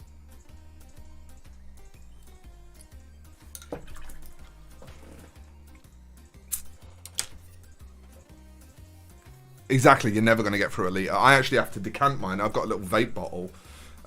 Like just literally one of these. And I decant my white spirit into one of these because it's a more practical size for me to use for hobby. So that I can keep the big 1 litre under the sink and just keep the small one in the office. Because I don't want a fucking litre bottle of it knocking about in the office. The office is pretty cramped for like... It's not cramped for space overall. I've got good storage space because I've got really big shelving units on the back wall. But it's like the immediate area around me where I like to keep things that I need within reach is really, really cramped for space. I just have very limited space to put things like close to me. Exactly. We all know that they're not nearly as dangerous as people like to make out, but the problem is, like, the reason that fucks me off so much is because people are so much more likely to listen to someone who doesn't know what they're talking about saying this is dangerous than they are someone who has a wealth of experience saying it's really not as dangerous as that person's making out. Like, they're so much more likely to listen to the person claiming that you shouldn't do it because because that person's claim is based on a false pretense of care. Do you know what I mean? So it's like, it's super frustrating because a whole bunch of folk are like missing out on this stuff because they think that it's like risky to use or whatever. Same thing with the airbrushing thing. A whole bunch of folk think that they can't afford to airbrush because they think that they need loads of space and loads of money to get into it. And it's like, that kind of frustrates me because, like, it is a form of inadvertent gatekeeping. It's people keeping people out of certain aspects of the hobby using misinformation.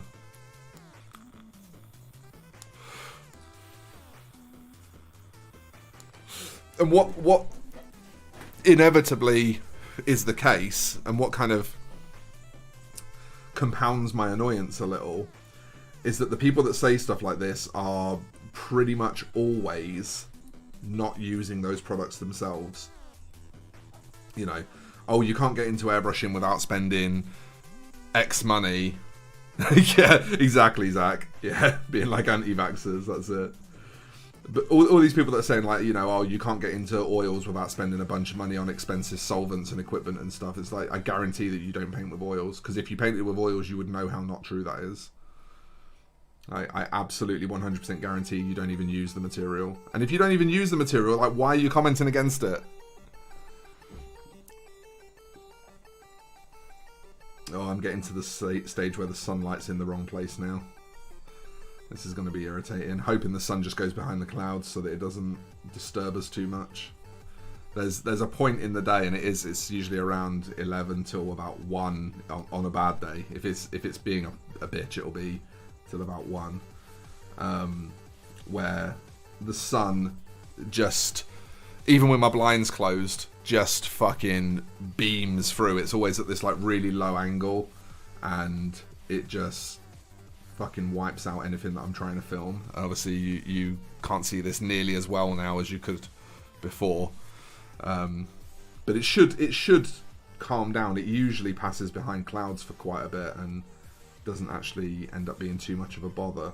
So with any luck, it won't annoy us for too long, and we can get on with continuing our red armor.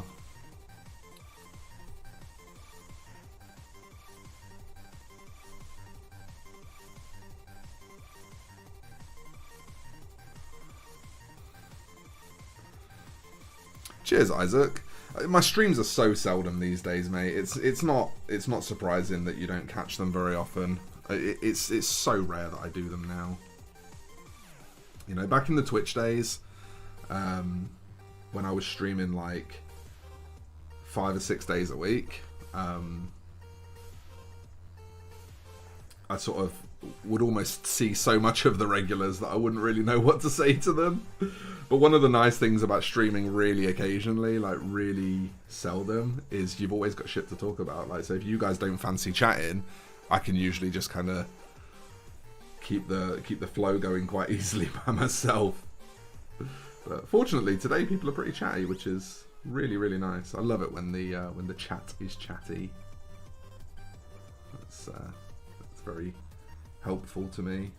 Helps keep me focused, but at the same time helps keep me engaged and interested and having fun.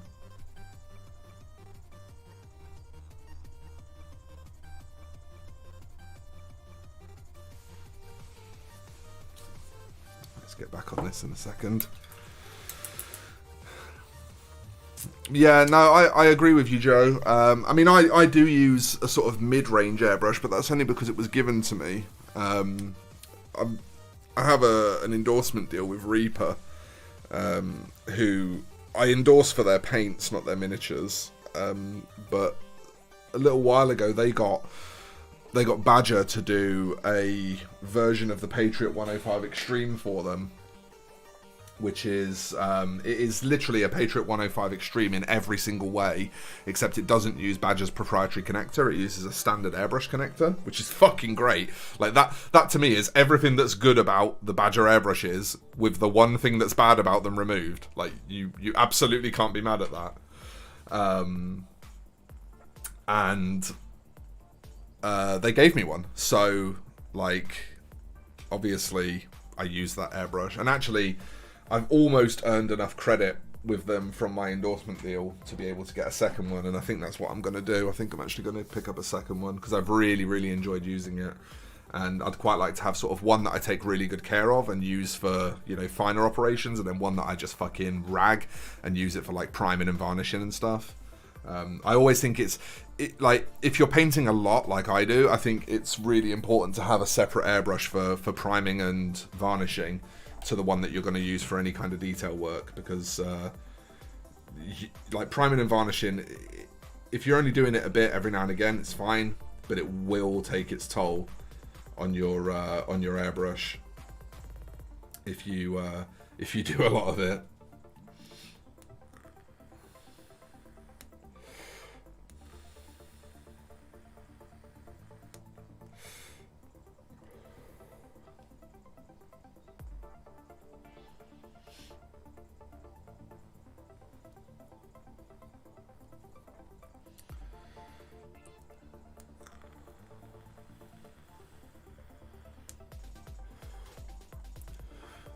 Can't complain about a free airbrush, but especially if it's an airbrush that you actually happen to get on with and like suits your painting style, like that's fucking amazing.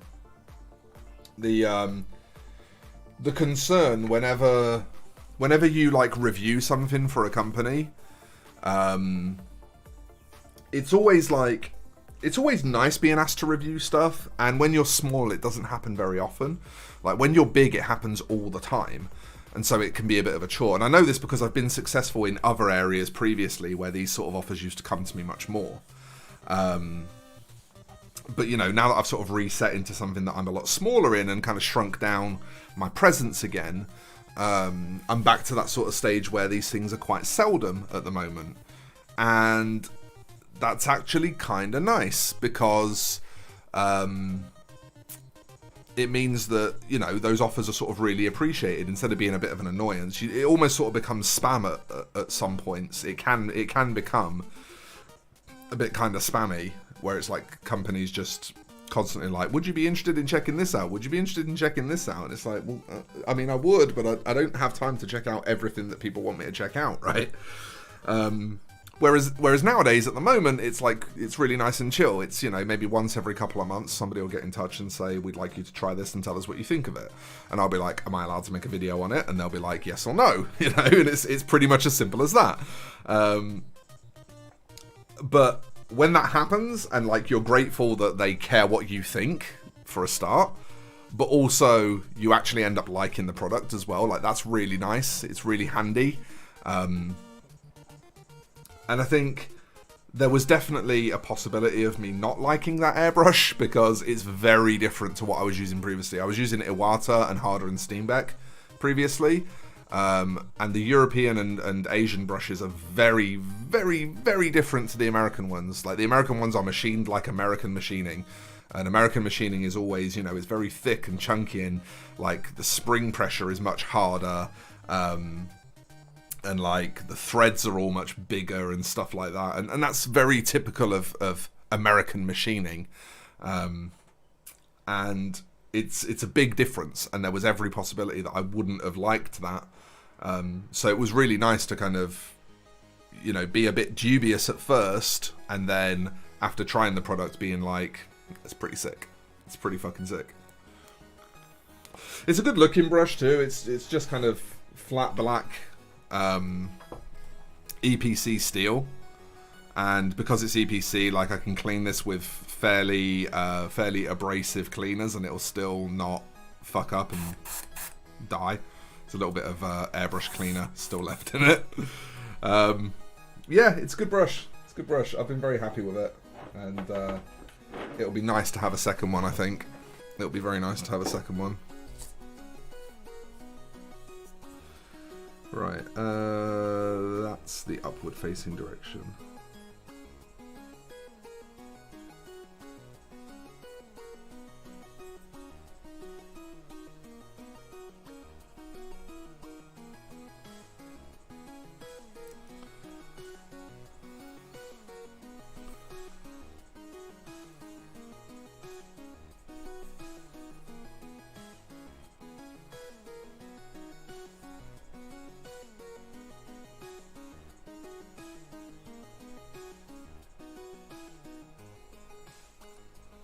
If you're not familiar with this technique, it's really important that you push the strokes in the direction that you're trying to build up concentration of paint, which is why you're seeing me keep kind of rotating the mini around so much and not just chucking paint at it. Like, the way you lay the stroke down actually affects the way the blend looks.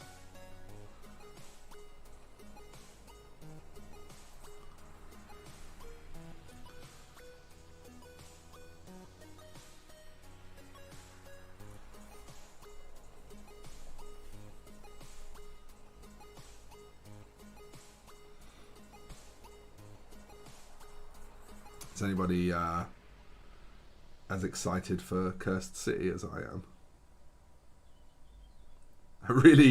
It's funny. I normally don't care much for GW board games. The nearest thing to a GW board game that I've ever cared about is Necromunda. Necromunda's first edition, was literally my favourite game they've ever made. I like it even more than Warhammer 40k. I played a lot of that game.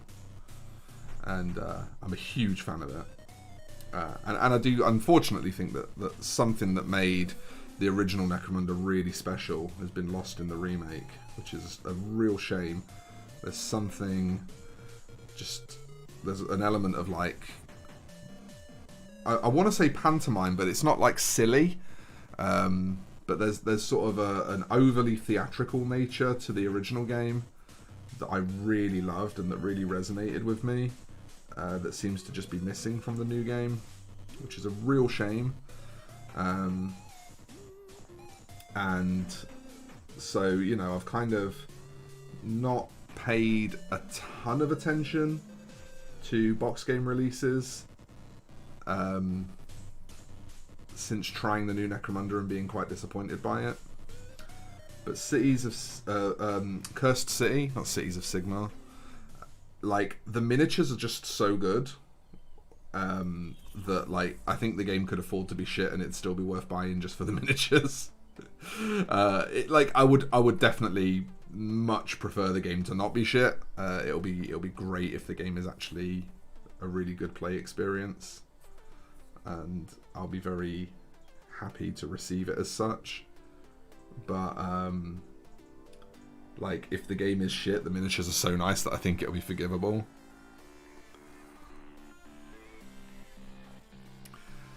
Yeah,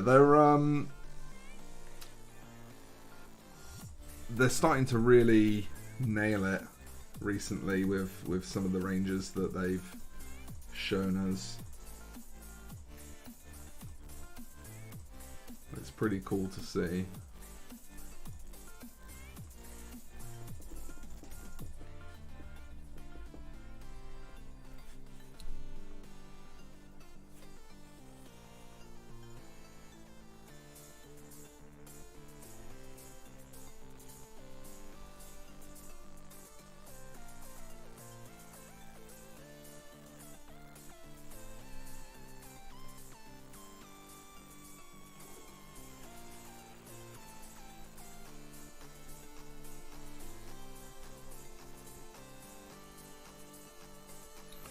God, the sunlight's getting so bad now. Not only is the camera not picking it up very well, but I'm actually struggling to see the mini as well. Jesus. Just go behind a cloud for fuck's sake. Do us all a favour. Shouldn't be wishing away the sun. I've had the blinds and the window closed for months, you know, and being able to have the window open again, and like when I'm not filming, I will sometimes have the blinds up now as well, because it's actually starting to get, you know, really nice and bright again, and that is actually lovely. But when you've got the cameras on, it's quite inconvenient. As much as I hate to say it, you never want to complain about a good thing, but you know, too much of a good thing can definitely be a problem, right?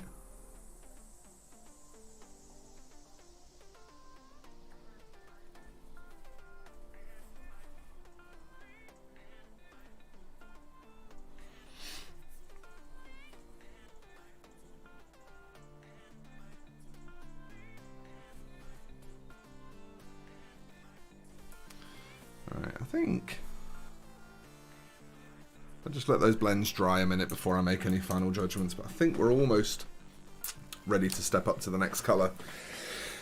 You'll start to see things change a lot more rapidly now. The first 3 stages are much slower than the last 3 stages, and that is because as you add lightness to a colour, as the value goes up in a paint, that often means that there's going to start to be some white present. Not always, not necessarily always, but things like, you know, reds, oranges and yellows, unless they have a white base in them to help support them, they'll be incredibly transparent. Often too transparent to really use practically for miniature painting, because they'll just keep sort of filtering instead of... yeah, no worries, Joe, I should still be here in 20 minutes. They'll just keep sort of filtering the previous colour instead of building up to, you know, a nice clean colour transition. And so as you get into your brighter reds, your oranges, you're generally introducing white base to those paints in order to add that extra value. And what that means is that they start not really being very practical for blending. Even this sort of heavy glazing method doesn't really work with them very well. So what I do to get around that, or you know, what I sort of came up with to get around that, was for the style that I kind of coined as my style, I started to incorporate what I call textural highlighting. And the idea behind that is that we keep all of the smoothness in the base and midtones, which, as you can see, we've got plenty of. You know, there's no shortage of smoothness going on here. But then as we start to get up into the upper end of the midtones and the highlights, that's when we start to deliberately incorporate texture. We start to actually force texture into the design of what we're painting. And it creates an interesting look. It's, you know, it's a bit different. It's stylistically something that people are able to kind of identify as something I've painted, which is important. You know, when you're an artist, you want something that kind of makes it clear that you did it. So, in coming up with that, I've kind of created a thing that's, you know, a look that's more associated with my painting, but also overcome a problem, which is that typically when you get into brighter highlights, it becomes much more difficult to create smoothness. And it also works really good as a time saver. So what I'm going to do is, these last couple of glazes here just need to dry now. So what I'm actually going to do is run to the kitchen and grab a pot of coffee, because we're about 2 hours in and my throat's starting to dry out a little bit from, I've not drank anything for about the last half hour. So I'm going to run to the kitchen, grab another pot of coffee, and when we get back, we'll start to push past this mid-tone stage and start to get up into some brighter, cooler looking stuff. That shouldn't take me too long, so I will see you folks in a little bit.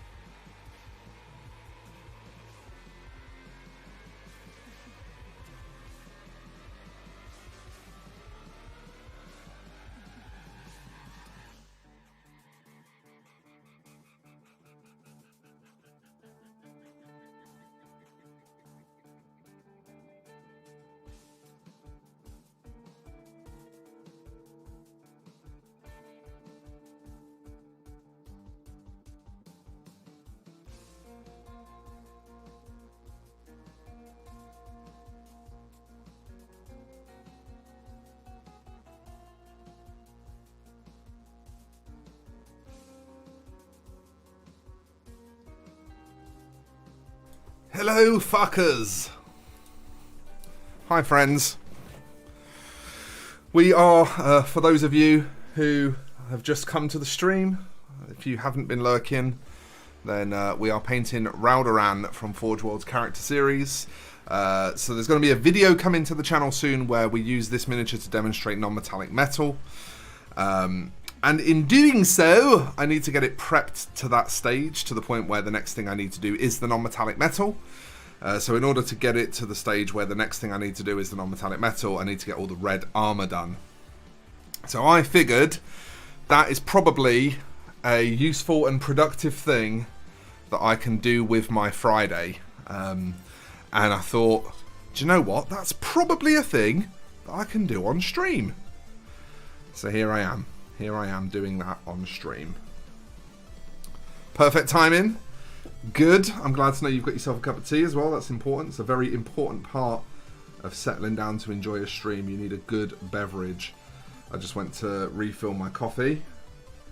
I have now got a fresh cup of coffee on hand, which I will be sipping momentarily. I just want one more little layer of red up in her.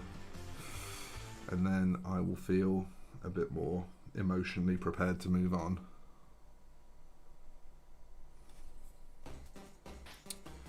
Okay.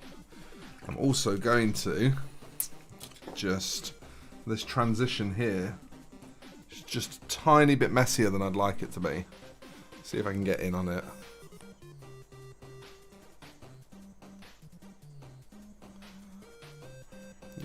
Just a little bit grittier than I want it to be, so I'm just going to pull in one quick glaze, maybe two, of the Raldoran Burgundy,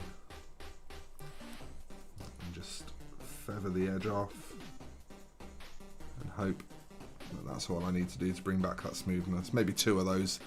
Sometimes it'll take more than one.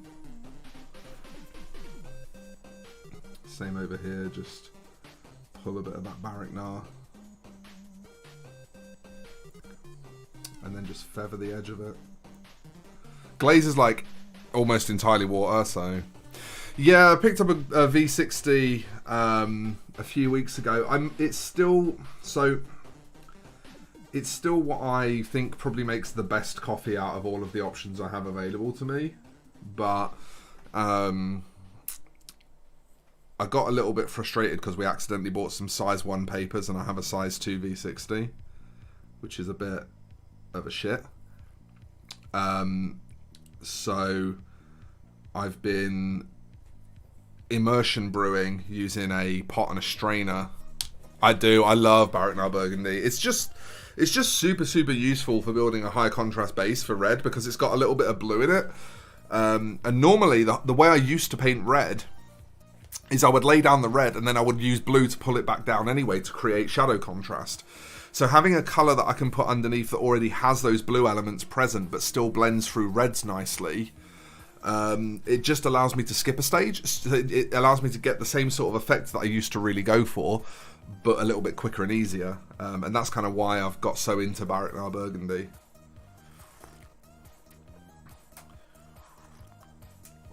So yeah, Grieg, I've been kind of doing an immersion brewing / straining sort of thing.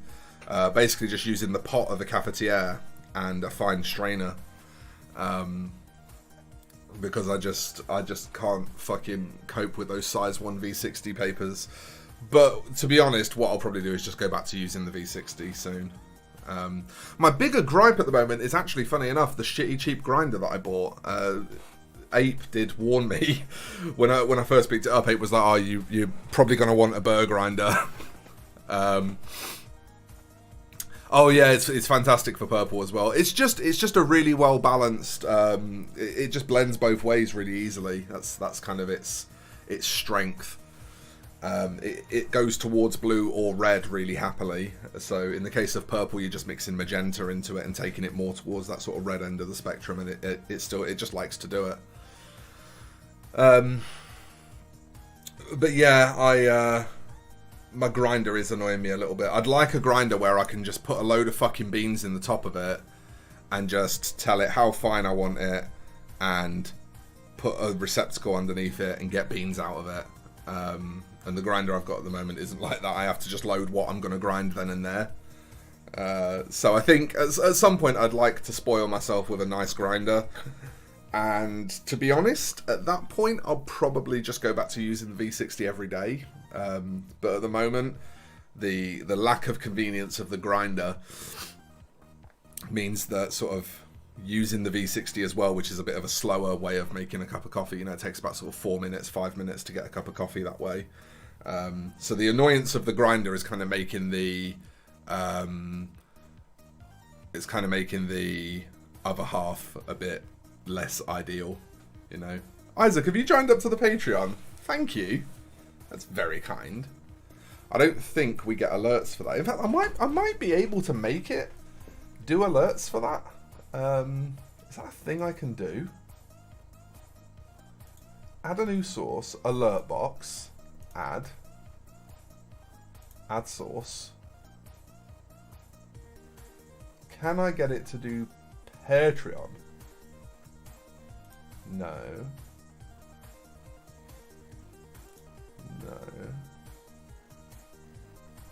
It looks like I can't get it to do Patreon.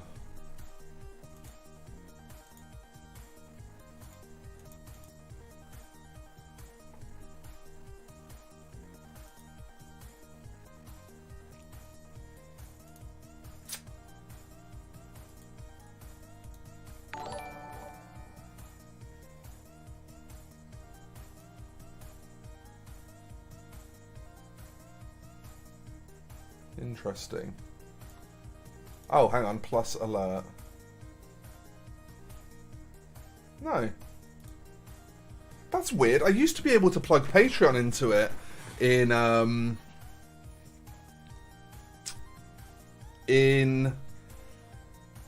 back when I was using Streamlabs with Twitch. I could plug Patreon into it. But apparently I can't do that anymore. But I can do all of this.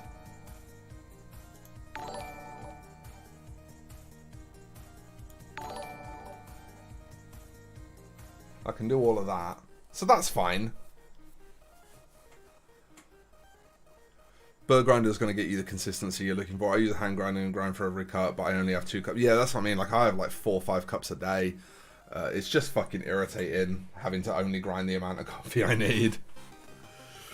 If you want a really nice grinder, I check James Hoffman. Yeah, I watch a lot of James Hoffman. He's fantastic. He is absolutely fantastic. I really, really like him.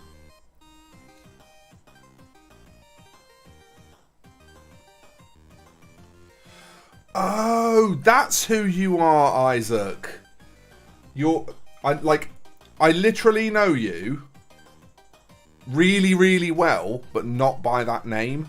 Not as Isaac Williams. I know you by your old screen name. Well, fuck.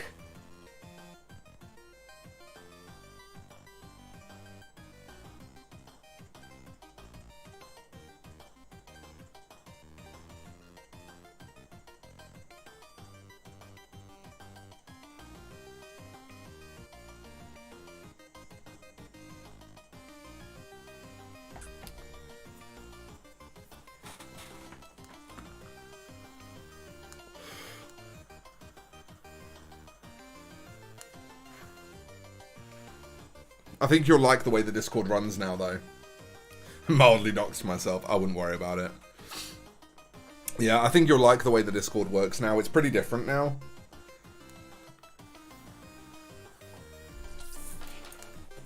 I think I'm going to start a new size 3 for the next stage, because the next stage where I have to start doing all the more careful painting.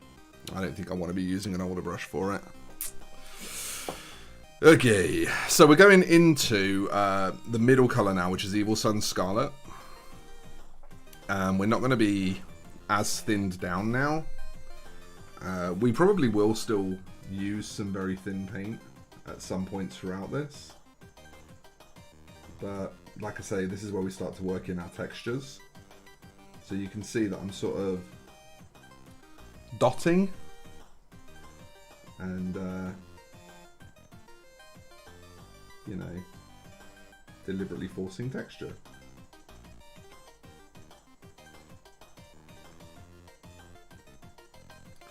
And as we continue to do this through the various highlight stages, this will start to build up into sort of another plane of visual interest. And it will look real bloody nice.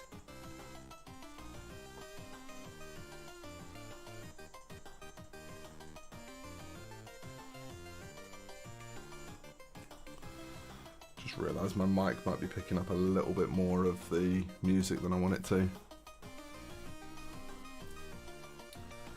So just off the very tip of the brush, this is why I wanted a new brush, because I'm using the very sort of point of the brush for this. We're just laying in this textural highlight and keeping it all kind of towards kind of lower halves and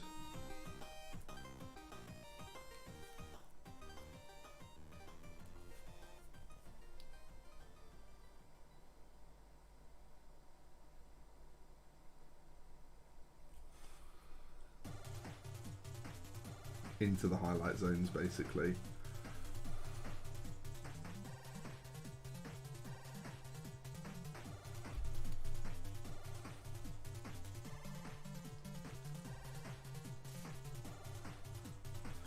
And you see, the reason I really like this Evil Sun Scarlet is because over Mephiston Red, what it tends to do functionally is just sort of intensify. It doesn't really push the value much in either direction. It just does a really efficient job of like intensifying the red, which is quite useful. It's also strong enough that you can kind of edge highlight over your dark color with it.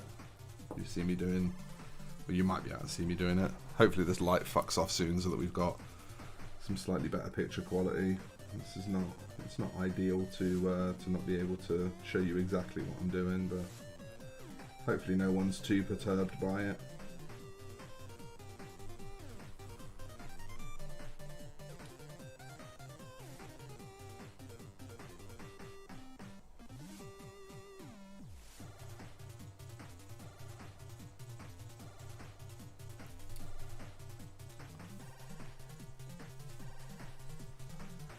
You can see essentially what I'm doing. I'm just sort of following where I've already started placing highlights and just pulling this sort of dotty dashy texture into them, and they just get much more intense very quickly.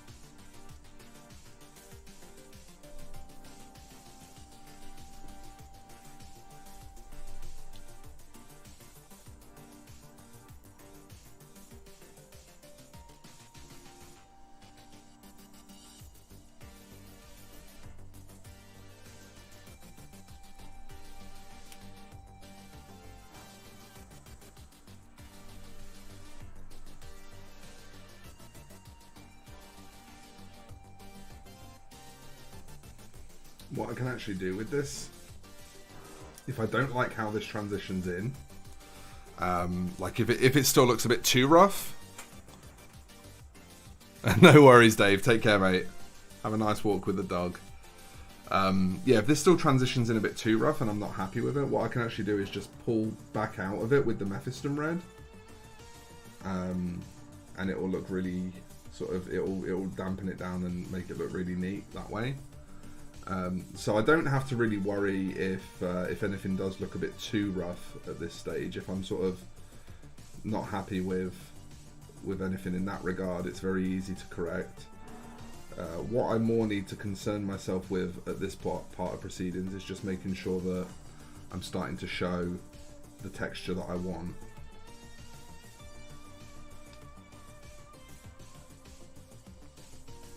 So you notice I'm still being fairly gung-ho with my strokes. I'm not taking a ton of care with how I place my strokes, and that's just because at this point the key thing is building texture over all else. And it is very much with painting like this, with display painting, it is very much about building. You know, you really have to be willing to work up to things. That's why we call them workups. You know, the terminology that we use isn't actually recipe, it's workup. Recipe is kind of a thing that sort of hobbyists sort of say it quite a lot, but a recipe is really just like the colors you used. That's kind of what hobbyists know a recipe as. Whereas, you know, professional painters will tend to use the term workup, because what a workup is describing is a recipe and the techniques associated with getting that effect. So a workup is kind of the next step from that, and I tend to mostly talk in terms of workups where I'm not just talking about the colours I selected, I'm talking about what I'm actually doing with them, which is quite important for, as I'm sure you can imagine, figuring out how to replicate things. I'm just praying that sunlight goes soon. It's starting to really irritate me. Because, like I say, it's also making it hard for me to see what I'm doing, which doesn't help. It's not just making it hard for me to show you, it's also making it hard for me to actually see.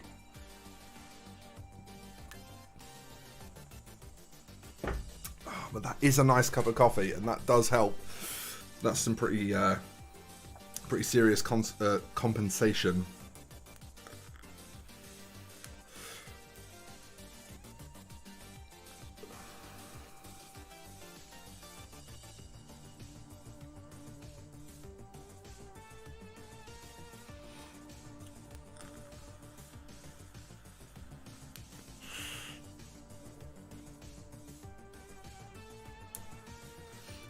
We've started running something new in the Discord. That's something that I'll talk about briefly. That's a good way I can stall and hope that this striping fades a bit more. We've started doing this really fun thing in the Discord. One of my mods, Mossy, set up Me6bot for me, and one of the things that it does is tracks people's levels based on how much they chat. So you get awarded EXP for chatting in the Discord, and you level up as you gain EXP, which on the surface probably sounds like something that initially I maybe was sort of the opinion of that might be a bit spammy, maybe we shouldn't do it. I think that was definitely how I felt at first. But then something I realised, back in the streaming days, something that people used to really love was we had stream currency, and you could use that stream currency to buy entries into a giveaway, and then we would randomly draw someone each month, and that person would win 50 quid of commission credit.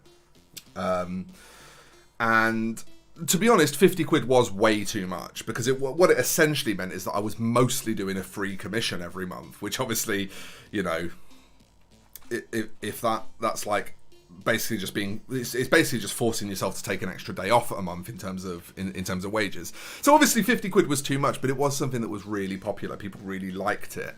And I really liked doing it because it was a way that I could just kind of give something back without, you know, shooting myself in the foot too much. Although I later came to realise that obviously being so generous with it maybe was shooting myself in the foot a bit too much.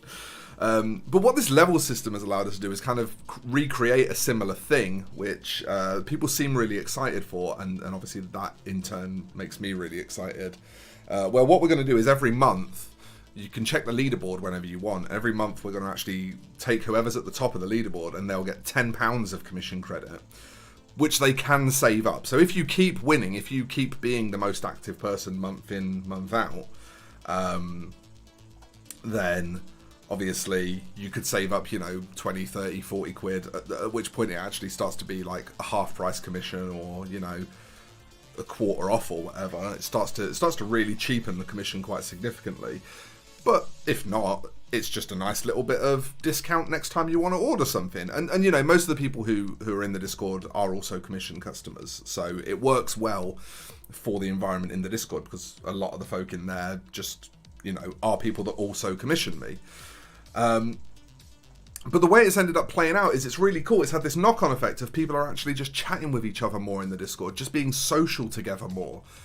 And that I didn't really think about that when we first implemented it. I just thought, oh, that's a nice thing that I can do for people. It's a way that I can bring back in, a way to reward people, to thank them for, for being part of everything. But it never really occurred to me that it would also just encourage people to start socializing in the Discord more and just chatting to each other, just being friends more. And that's just been lovely. Like, it's only been in there a couple of days so far. It's only been kind of, I think about sort of 3 days, 2-3 days. But there's like a really noticeable increase in the amount of just social interaction going on in there.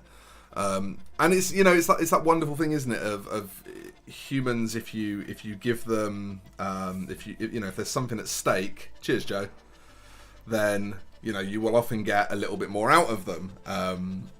But when the thing that you're getting out of them is that they're being friends together, that they're socially interacting together, like, that's really nice to see.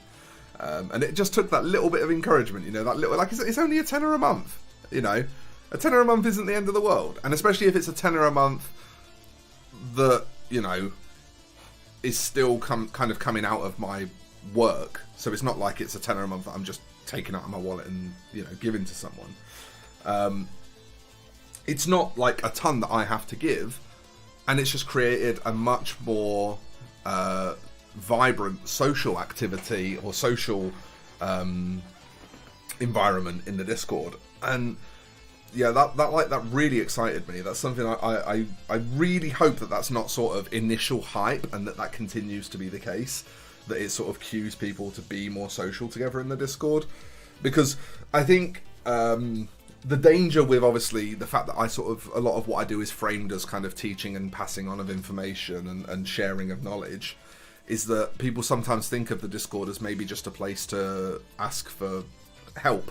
And that's not just what it is, those of us that sort of started the Discord, it's always been a place about being friends and hanging out together. And so the fact that we're seeing more and more of that happening now is just fucking super cool.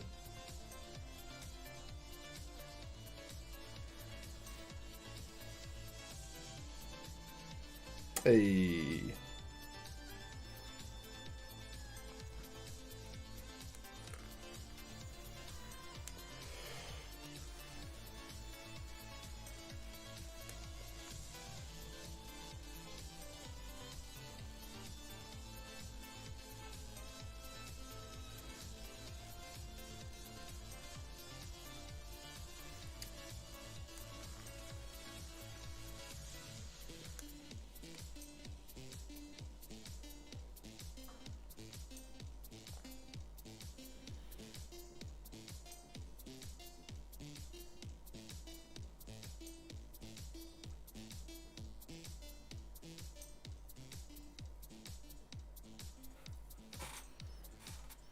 I can't really keep up with the messages anymore.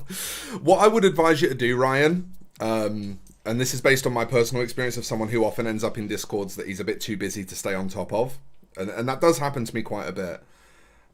What I would advise you to do is either on mobile you hold click the channel, or on PC you right click the channel, but just mute all of the channels that don't interest you. Mute all of the mute all of the channels that you know you're never going to post in. So things like, you know, if you're there because you're interested in miniature painting, mute the Magic the Gathering related channels. If you're not interested in books or movies, mute those channels.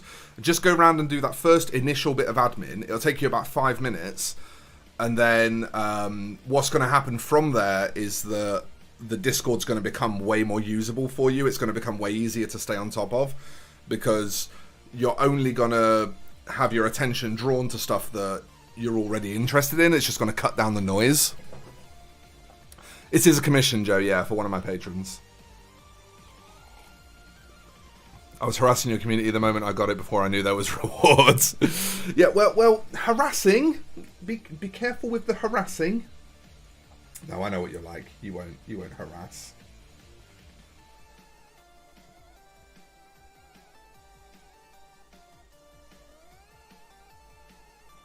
But yeah, it definitely, like, as servers get busier, that can definitely be harder for some members.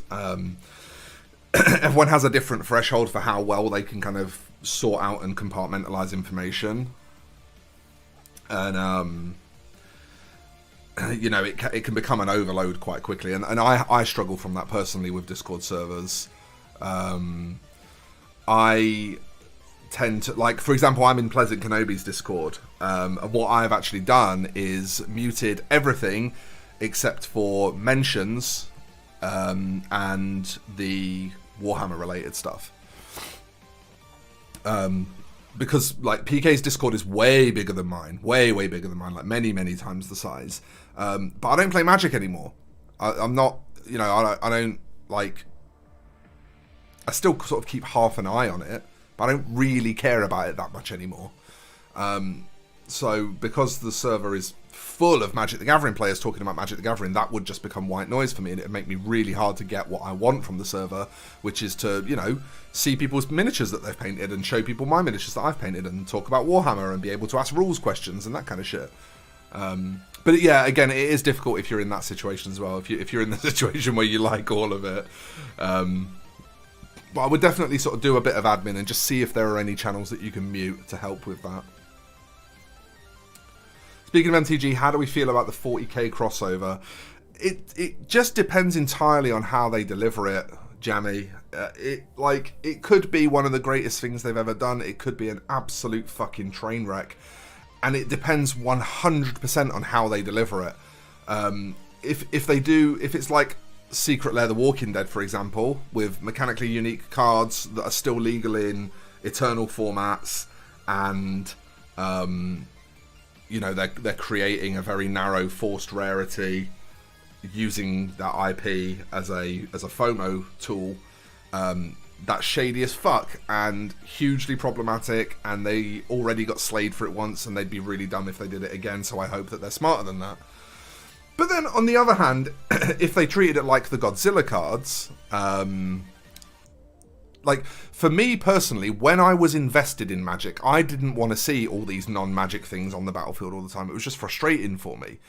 But because I now don't care about Magic so much, I can look at it a little bit more from the outside, a little bit more as a casual, a little bit more as someone who's not so invested, and I can say that's definitely the lesser of two evils. Having, like, reskins where there is a functional Magic Universe version of the card, and then there is a reskin that is exactly the same card functionally, but has a Warhammer name and a Warhammer artwork.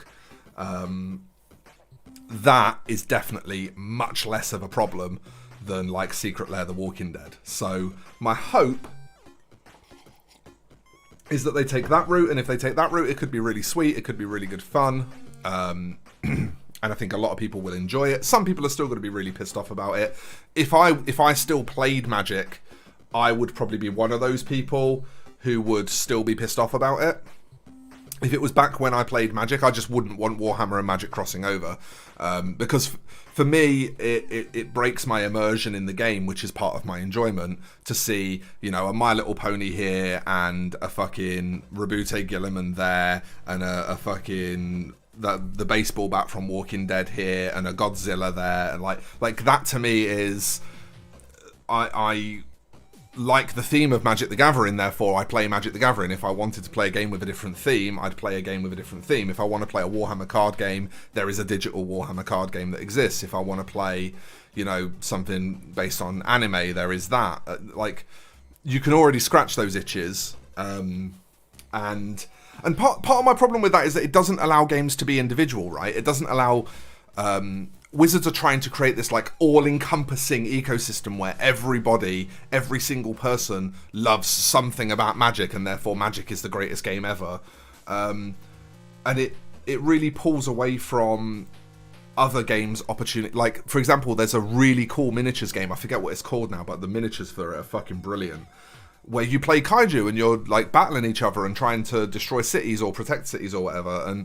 And that is a really sweet idea, and if I wanted a kaiju fix, that's where I would go, not to Magic the Gathering. I'd go to Magic the Gathering when I want to play Magic the Gathering, when I want to enjoy that swords and sorcery world, and I want to play a card game within that world.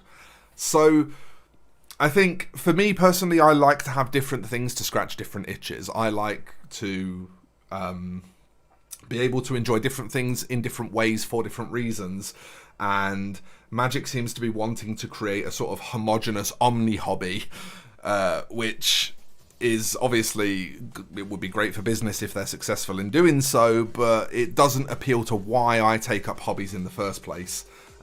So for me, it would be something I wouldn't enjoy, and it'd be something I'd personally be quite against. But, you know, all of that said, there are definitely ways where they can do it where it's less offensive, and ways where they can do it where it's more offensive. My bigger concern, honestly, at the moment is that I've been trying to get them to answer the question, how much of their proceeds are they donating for the Black History Month Secret Lair? And they seem to be refusing to answer me. I've asked them a couple of times, I've got other people to retweet it, and they seem to just be refusing to engage. Because I think that's actually the thing that we should be focusing on, not Warhammer crossing over with Magic, because that won't happen till 2022. Whereas if they're making profit off of the harms and ill treatment that have been visited upon black people for many years now, then that's probably something we should more immediately be being concerned about than than Rabute Gilliman appearing on a Planeswalker.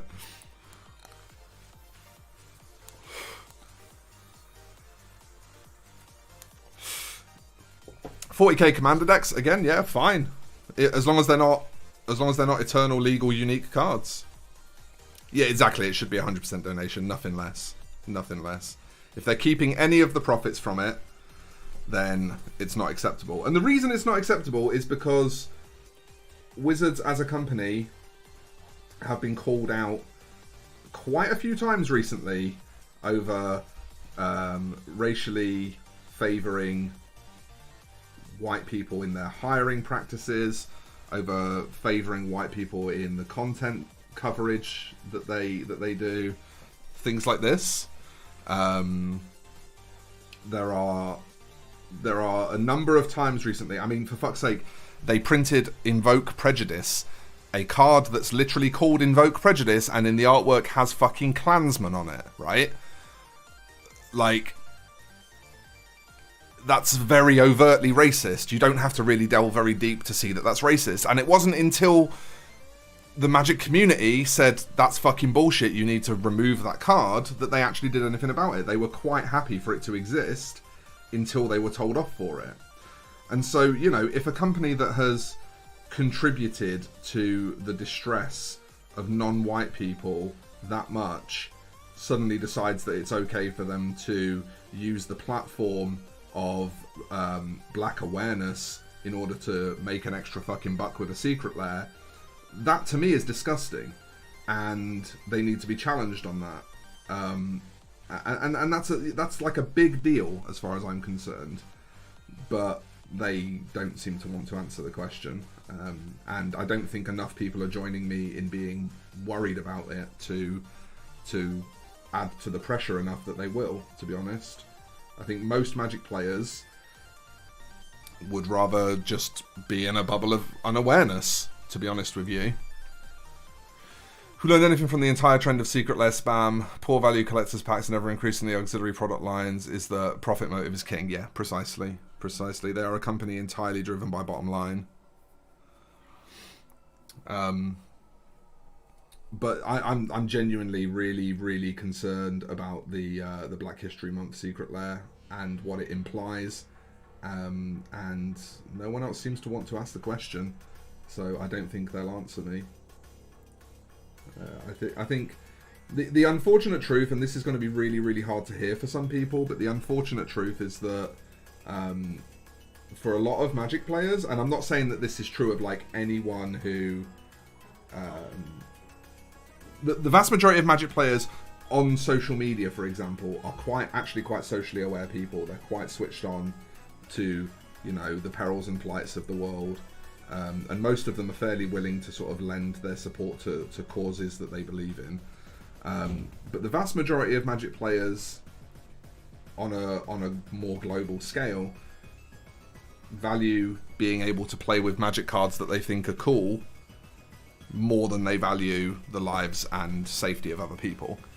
And that's really harsh to say, but it also happens to unfortunately be true. And it's demonstrated repeatedly by the fact that even when everybody in the more switched on, socially aware sphere of Magic the Gathering, everybody can be outraged about something, and yet still that product sells massively. Still that product performs fantastically, and Wizards are once again vindicated for their shit behaviour, and they continue to do it. And the reason for that is because the majority of people that are in the Magic community social media circle are the more switched on, socially aware people who care about these kind of things, but they are not the majority of people. The majority of people care more about their cool Magic cards, their own personal hobby, their enjoyment of it, than they do about other people. And that's a real shame. That is a really unfortunate thing. Hey Elliot, how you doing, mate? I'm good. We're talking about Wizards of the Coast, which means that unfortunately I'm ranting a bit. I'll try not to rant for too long. I don't want to put anyone off. But we are having a little bit of a rant, I'm afraid.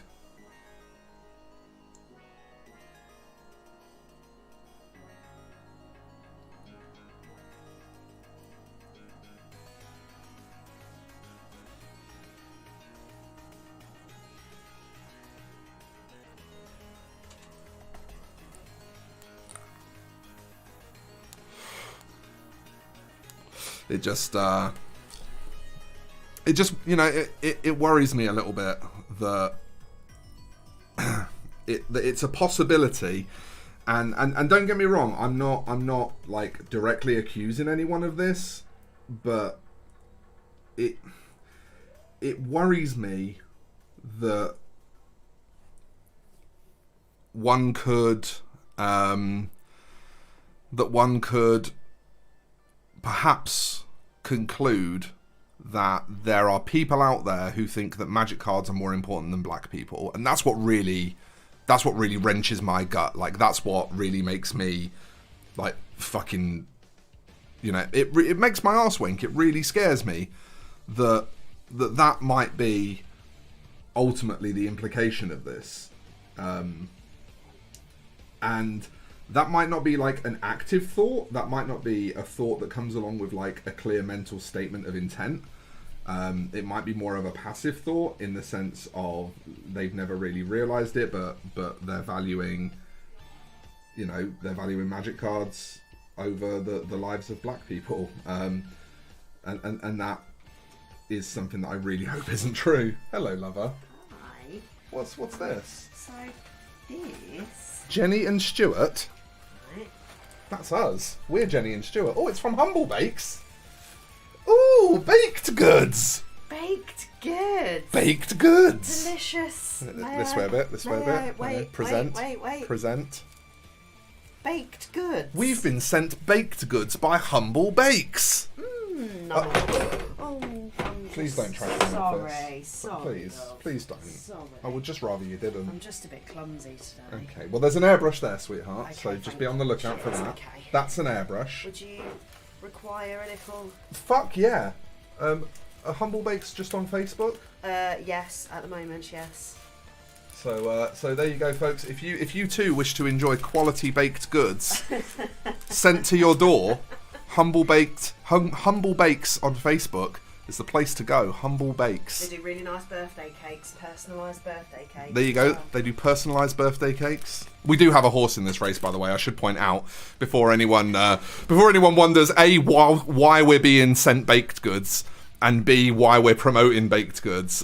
It's because Jenny's mum's girlfriend owns that company. So Jenny's mum's wife. Sorry, Jenny's mum's wife owns that company, and so. It's I've also got a package, so it's actually a part of our family. Isaac, I don't know. Oz probably not, mate, and to be honest, it's probably to do with like the amount of legal red tape on shipping anything to Oz is likely the reason. Yeah, exactly, Joe. Exactly. It's just unfortunately a thing. Justin, hello, mate. How you doing? Yeah, this red's starting to look nice now. It's getting to the right point now.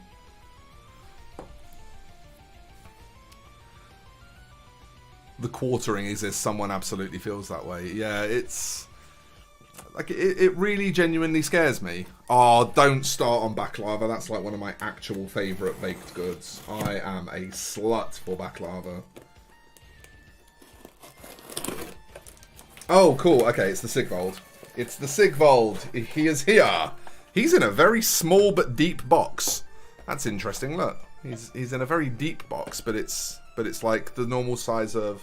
It's like the same size box that like a Space Marine Captain or whatever would come in, but it's deeper. They're usually more like that sort of depth. That's interesting. That's very interesting. But yes, this is the Sigvold that I will be working on for the next sort of probably about 3 days, roughly. I reckon.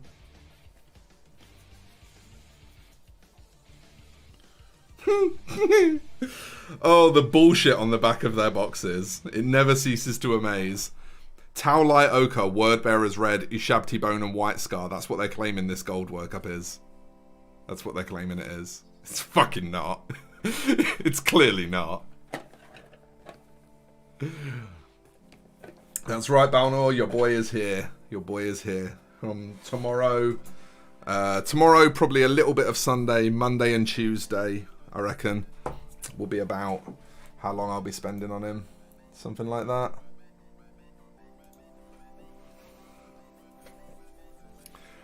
Fulgrim, yeah, he would make a good Fulgrim, I agree. I agree. And to be honest, someone will probably do it. Yeah, baklava's a bit of a weakness of mine. I just really like it. It's just very tasty. It's just very nice food, you know? And sometimes in life that's what you need, is just some very nice food.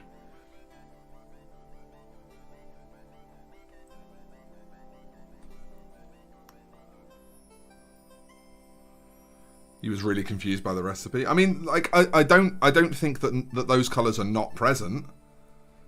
I don't think that those colours are not present, but there's so much more going on than just those 4 colours.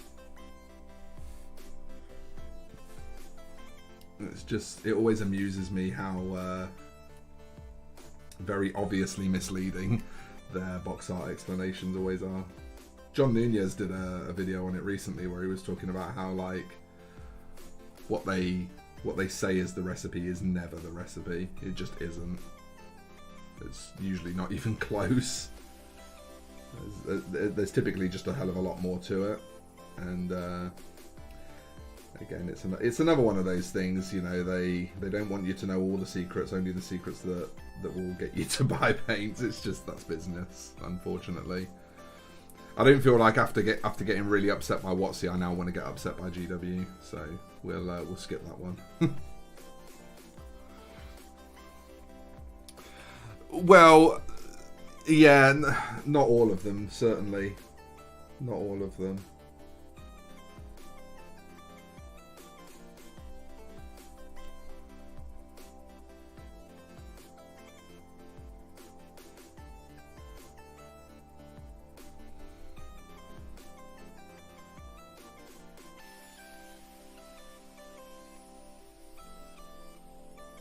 These red gems, I'm probably actually going to do them afterwards, so I don't really know why I'm even bothering to put anything on them at the moment.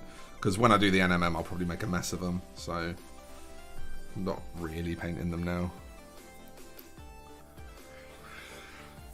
Yeah, it probably would be a fun recipe. Sorry, it probably would be a fun video. The only sort of issue is that, like, John recently did something like that, so I really don't want to, like, of all the heels you don't want to step on, it's the content creators you really look up to, right?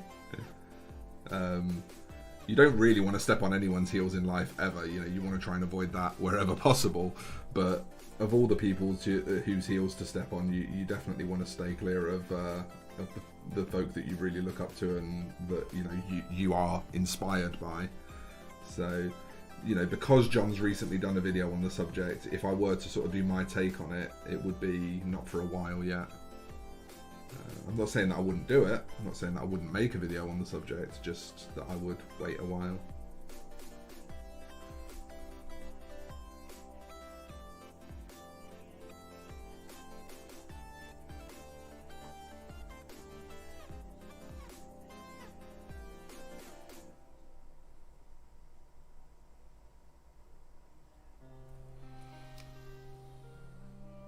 This is another thing that's really important for creating contrast. Let me just show you this a second. So you see on the top of the backpack there, that highlight line goes down into the shadow. It's one of the really important functions of how you create contrast. You need to be willing to push highlights into your shadow zones in order to sort of demonstrate the overall coefficient of contrast that's present. And so one of the easiest ways you can do that is by incorporating small amounts of edge highlighting into your volumes, because even if the edge highlight goes down into where a shadow should be, because the rest of the volume has been painted incorrectly, your eye will still read it correctly. Your eye will still look at it and say that area is in shadow, even though it's got a highlight painted into it. So it's sort of an opportunity to create a really nice, strong read of contrast with sort of quite minimal difficulty. Obviously, just running a little edge highlight down there is not the hardest thing in the world to paint.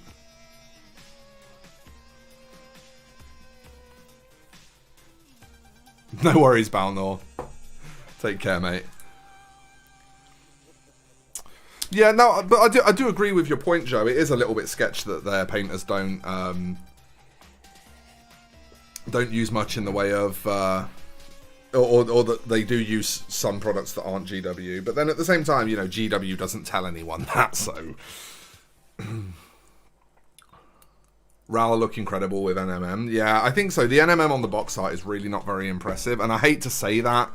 Like, I'm not trying to be shady of someone else's work or anything, but you can't really call this NMM, you know. And you also can't say that it's not supposed to be NMM, because we've got like the quillons of the sword, the skulls, the gem surrounds, the pommel. They're all in exactly the same recipe as the trim. So you can't just say, oh, it's second company yellow trim, because why is it repeated on all the areas that are ostensibly definitely metal? If it was just second company yellow trim, it wouldn't be repeated in these ways. It would be only present on the trim, and then everything else would be actually gold. I don't think they use coat d'arms these days. Coat d'arms are the OG. That's the original GW paints, or the second edition GW paints. Yeah, this NMM effect it doesn't really read as NMM. That's what I mean. It just doesn't really look like NMM. The armor's also very flat. There's only sort of very minimal blending on the armor. It's weird because normally, to be honest with you, normally Forge World box art is really fucking good, really, really good. And it's usually the box art that I'm most excited to see. This is the only example I've ever seen where I've looked at it and been like, really? That's what they went with? Like, they were okay with that? You know, and that's never happened before.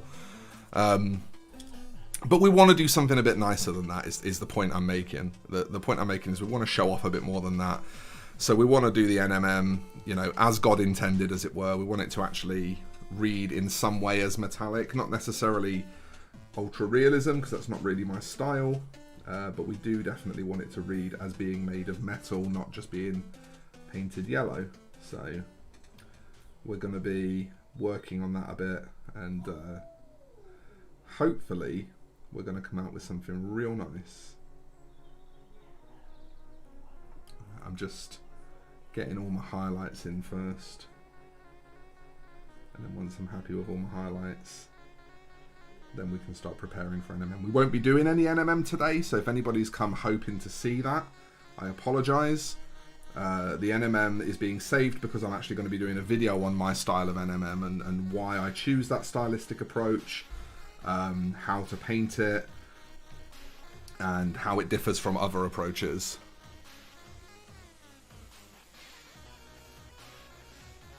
What, the coat d'arms, Joe? I wouldn't expect you to like them. They're not very good. They're 90s Warhammer paints. So they are very transparent. They dry extremely fast, and they're quite hard to work with. I mean, if you're trying to do like retro style painting, then they're a good idea, because obviously you're trying to replicate the effects of the time with paints that are similar.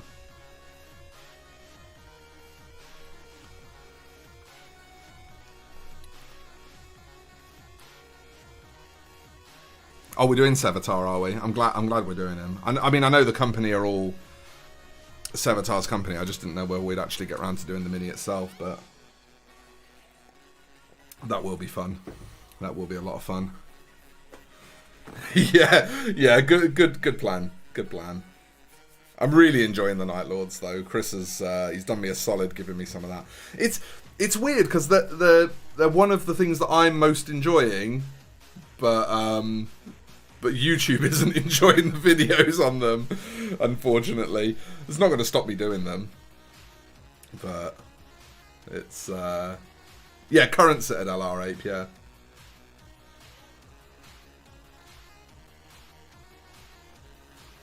But yeah, Forge World and hey, Ape of Justice James, how you doing, mate? Forge World and Heavy Metal having sort of distinctly different art styles was something that I always liked. You liking it, Tej? You liking it? Let's get in there. We're heading in the right direction. Yeah, the fact that the two art styles were sort of very distinct from each other was something I used to always really like. It was something that I was always a huge fan of. Obviously, I preferred the Forge World style, but Elliot makes the point of it's starting to homogenize a bit, and that's a real shame because it means that we're seeing less of that unique Forge World style, which was so lovely to look at. You're pretty good. Pretty good is pretty good. I'll take it. I'll take it. That gets a passing grade from me. YouTube is wrong. I'm surprised as you traditionally see them and everyone seems... Yeah, no, I agree. I agree. I'm very surprised too. It might just be the way I'm framing the videos though. I can't blame the viewer when it's like I have been very clear many times. I am still learning how to make good videos. I'm still learning what that takes from me in terms of how I present and frame things. Telling stories through that medium is something I've never done before. So, you know, it is entirely possible that it's just a case of I need to learn more about how to present stuff and then people will receive it better.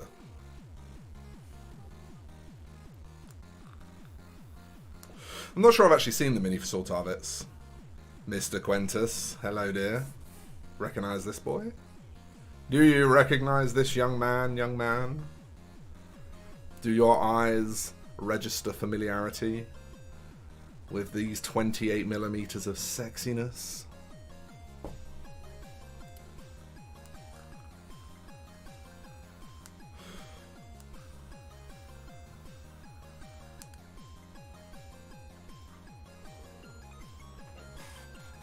Thanks, Chris.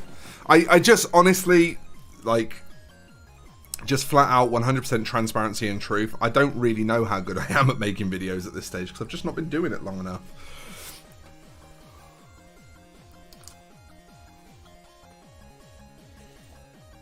Yeah, we were talking about that a bit yesterday, Ape. It is surprising. I mean, one thing I will say, Chris, is regardless of how I've presented it, I am very, very happy with the scheme that we've come up with. The choice to use P3 so that it just looks that slight bit unique. It just doesn't look like everybody else's Night Lords that have been painted with like Cantor Blue. I think was definitely a good idea. I think we've done ourselves a solid on that front.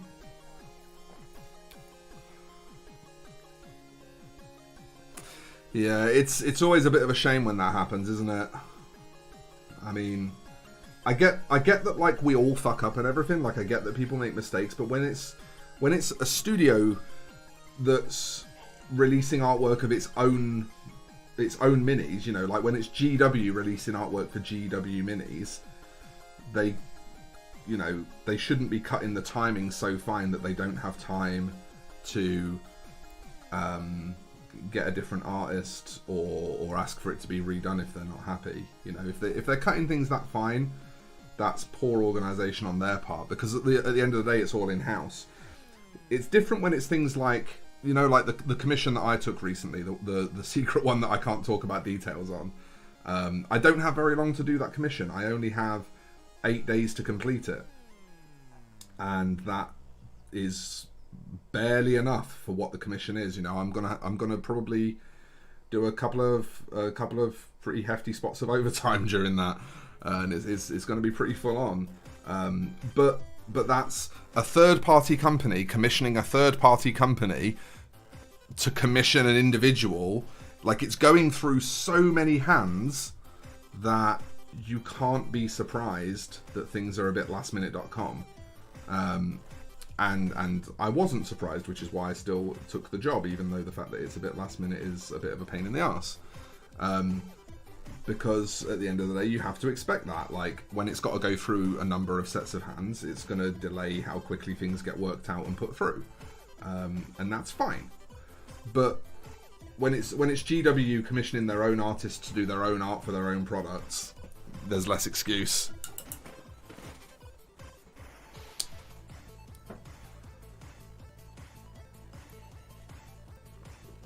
The Blood Bowl stuff has been fantastic recently. Yeah, I think it's helped, though. I will say, I think it's helped by how good the sculpts are, because not only are they plastic, which means you get all the convenience and consistency of plastic, but they're really fucking good.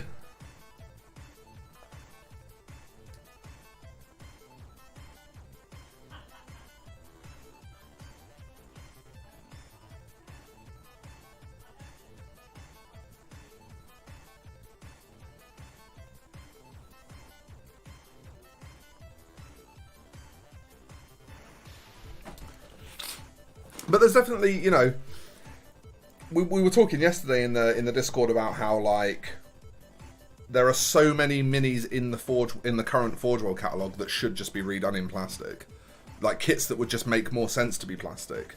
The Titans, for example, like, why are the Titans even resin?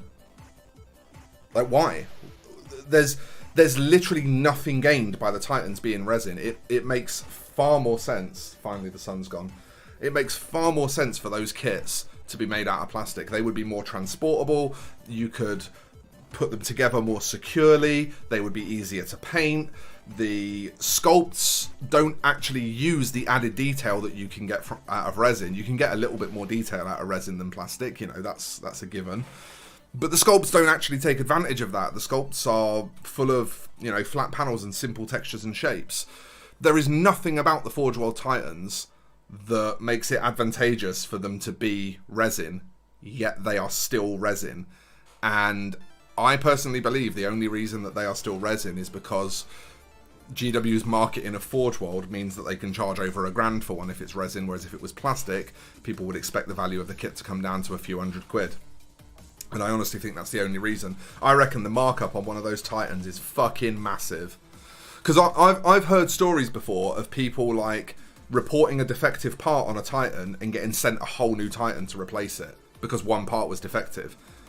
That wouldn't happen if there wasn't a lot of markup to be made in that kit.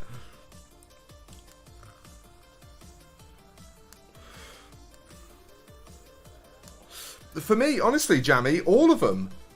I don't see why any of them are resin. I just don't get it. I don't get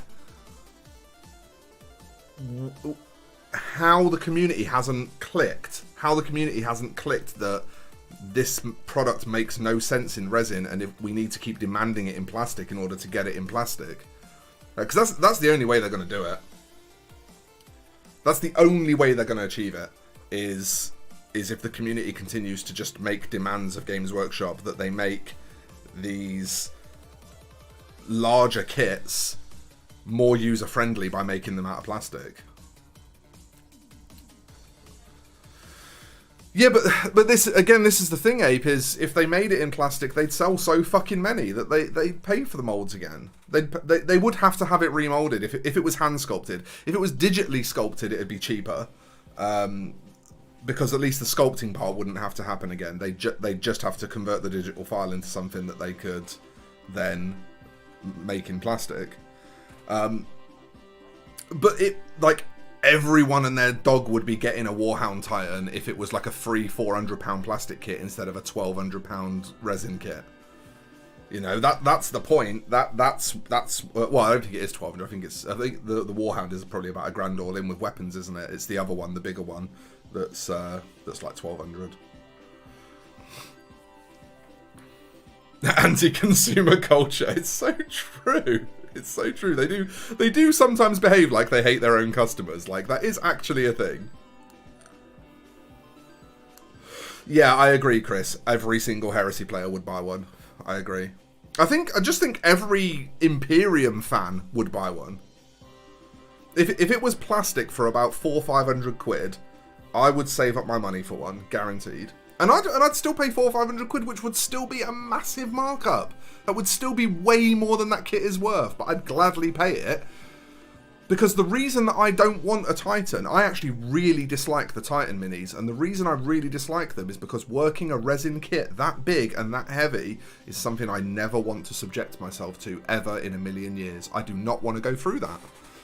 Like, that isn't hobby to me, that is just pain. Exactly, Ryan. Exactly. A bow in a heartbeat if they were on plastic and cost less. Yeah, I genuinely believe it would be one of their best-selling kits. Certainly for the first couple of years. Right, but how cool would it be to do one that's been, like, fucking taken over by GSC? To just go narrative with it. Have one that's been, like, spray canned all over. Do you know what I mean? Do it in, like, an Imperium colour scheme. Chip the living fuck out of it. And then add a load of, like, spray can GSC graffiti all over it. That would be sick! I think as a Heresy nut, that Forge World has always had an identity crisis with our game. On one hand, they want to support it as the main game and sells a lot of kits, but lack of infrastructure to deliver this, yeah. Agreed. Agreed. That is absolutely true. If it was plastic, the margins would be huge too, once you've covered the cost of the mould. Yeah, exactly. Once you've actually made back the cost of the mould, every single one of them that's sold would be a huge gain. Imagine the chaos conversions people would do if it was plastic. Yep. Yep. Exactly. Every single thing, every single possible avenue leads to the conclusion that those kits should be plastic. Why are they resin? Why are they resin?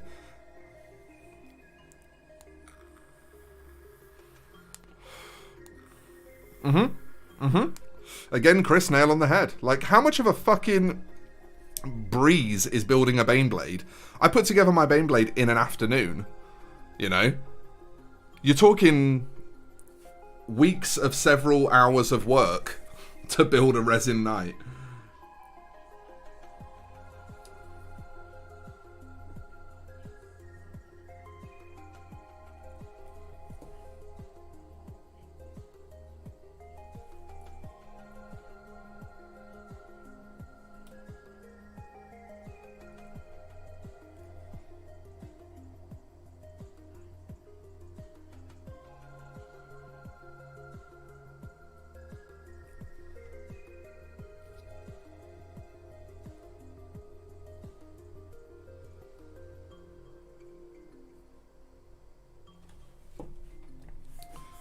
Warhound's money printer go brrr. Exactly. Yeah. It's just fucking bizarre. It's just bizarre. Even if they move to plastic, they'll find ways to piss you off. No, I tell you what. One thing I will say, Isaac, is that I've got better over the last year or so at not letting everything that they do make me grumpy. Purely because, like, just because you have a right to be mad at something, it doesn't necessarily always mean that you should be mad at it, right? Sometimes just being mad all the time is just a bit fucking exhausting. And with a company like GW, it's pretty easy to be pretty mad a lot of the time, because a lot of what they do feels kind of shitty to most people. You know, a lot of the things that they regularly do feel like they're taking advantage of their invested player base, and that isn't good. You know, when you're part of that invested player base, but you're also wise to the bullshit, that feels really bad.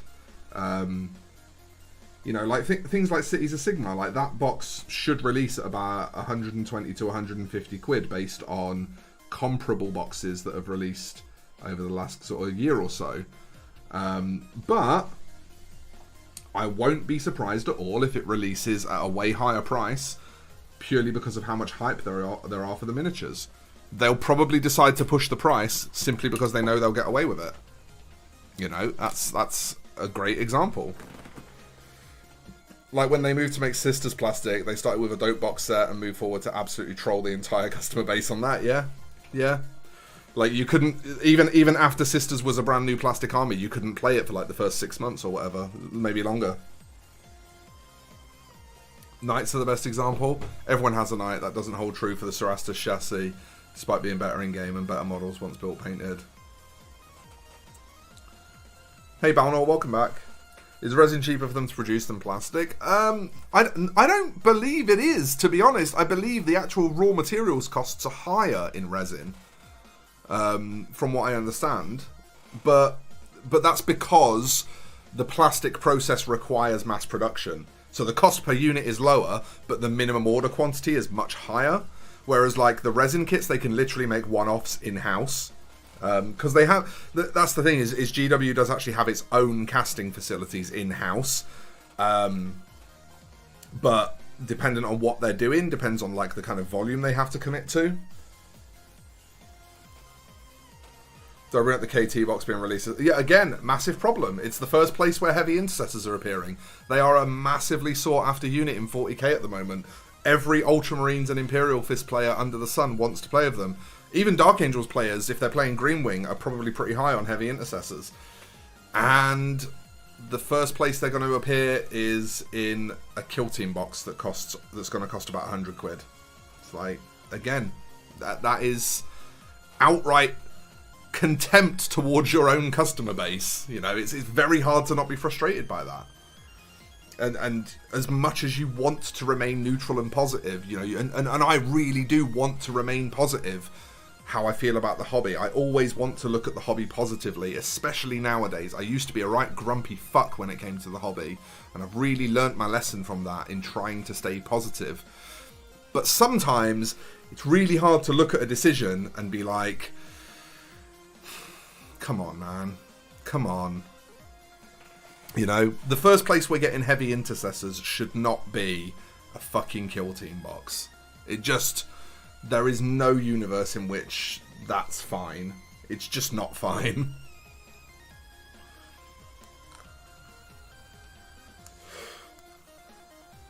Yeah, MFA, I'm much the same as you. I don't really like working with the big resin kits. Like, things like that Leviathan that I did recently, piece of piss. Stuff like this, piece of piss.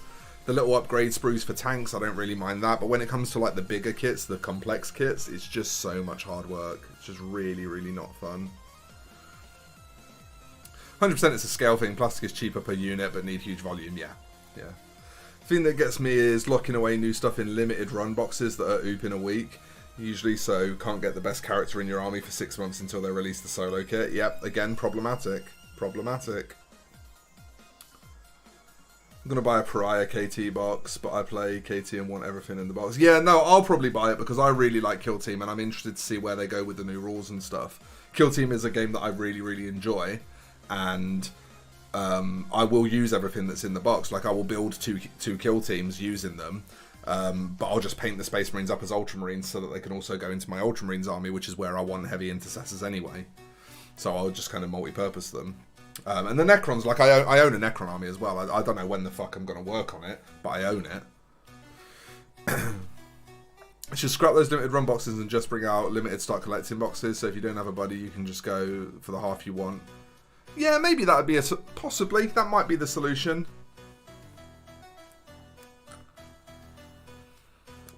Do agree that releasing those units like that is not cool. Yeah, it absolutely isn't. By anyone's definition. But yeah, I mean, flayed ones would be a cool addition to my Necron army. The new command... Is it a Cryptek or... I think it's a Cryptek, isn't it? Like, that thing looks cool. I'm sure there's a delta between plastic versus resin, but for Horus Heresy specifically, we're exchanging kits online for 150 to 300% of RRP second-hand, brand new in box. There's got to be a case to just make those models themselves. Yeah, you can't argue with that. You cannot argue with that.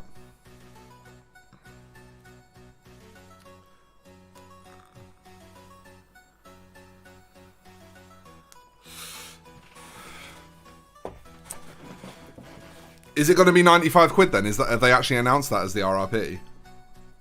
Because that's more than the last two Kill Team boxes. I think the last one was 85, and so at your local LGS you could get it for about 65.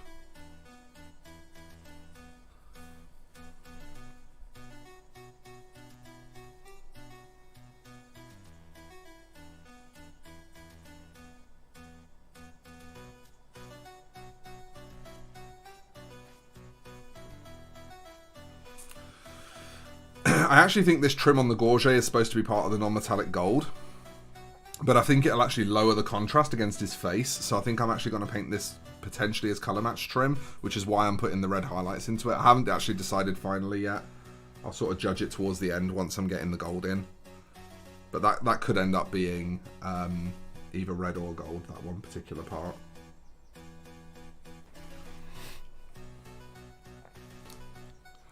Move more to plastic, yeah. Yeah. Fucking Betrayal at Calth is such a great box set. You know, even if you're not the biggest fan of the Plastic Contemptor, I have a soft spot for it. Whilst I admit that it's ugly, it's not a good miniature, I just have a personal soft spot for it. And I think, you know, some of us fucking boomers that have been playing for a really long time, we can appreciate ugly miniatures because there was often a chance of a new kit coming out back in the day and it being ugly, because that was how things were back in the day. Not every miniature was beautiful like now. But like, even if you think it's ugly, that's still a really good kit. Like, it's got a squad of Terminators, 3 full tactical squads of Marines, and a Dreadnought. I think it's 30 Marines, because I think... and 2 characters as well, a Chaplain and a Praetor. If you were trying to build a Horus Heresy army, that's literally the core of a Horus Heresy army in one collectible box. If you painted them all as the same Legion. But if you just want to get into the game and try it, it's a complete box game that you can play as a complete box game.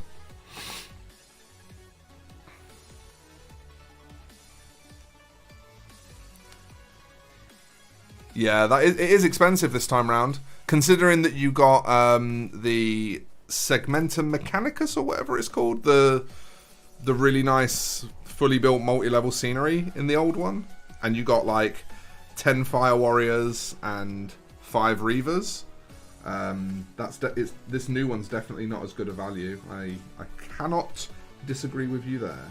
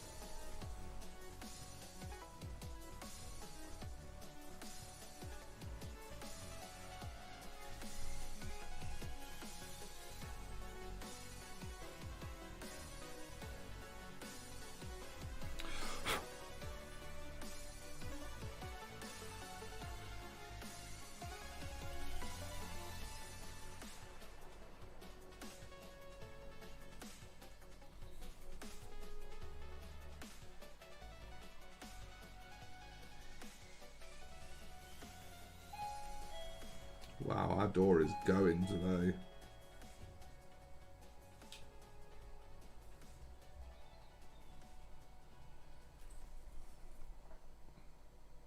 That's the third ring of the doorbell. And we've had both Royal Mail and a courier already.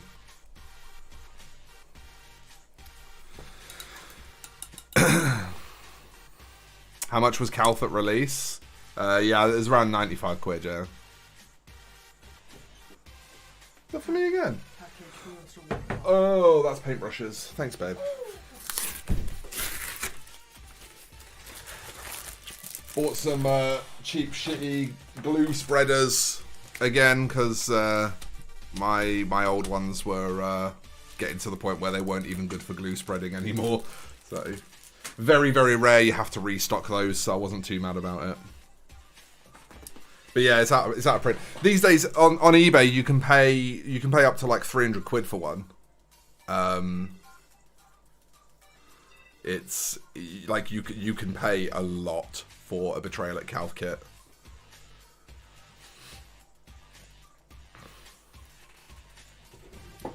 But there's a bit of a campaign, isn't there, to bring back Calf? There's a bit of a social media campaign where people are trying to pressure them to bring back Calf, which I absolutely agree with, to be honest.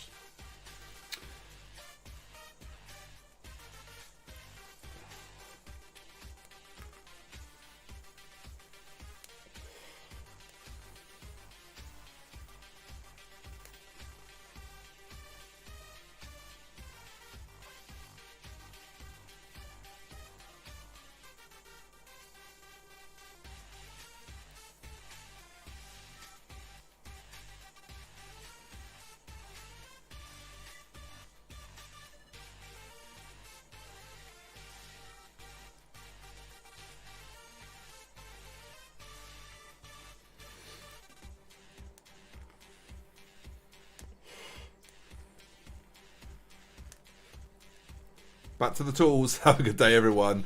Lovely weekend when it comes. Alright, no worries, Chris. Look after yourself, mate. Yeah, again, I think that is absolutely 100% true. I think Horus Heresy would be a way more popular game if they just made it more accessible, if it just had a plastic point of entry.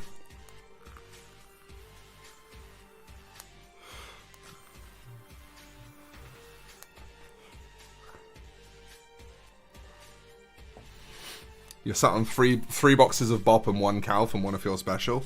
You fucking sell me a box of Bop. Like I can afford a box of Bop. Like I can afford this hobby.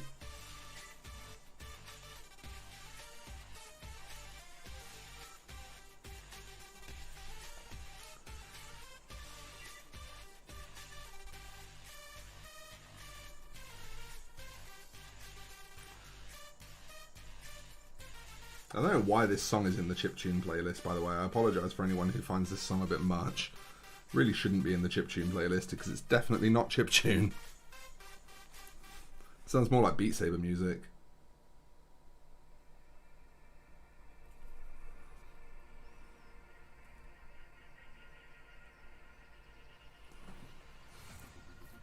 Good price for you, only 225, you fuck. God damn it, Joe. We're talking about helping each other out here.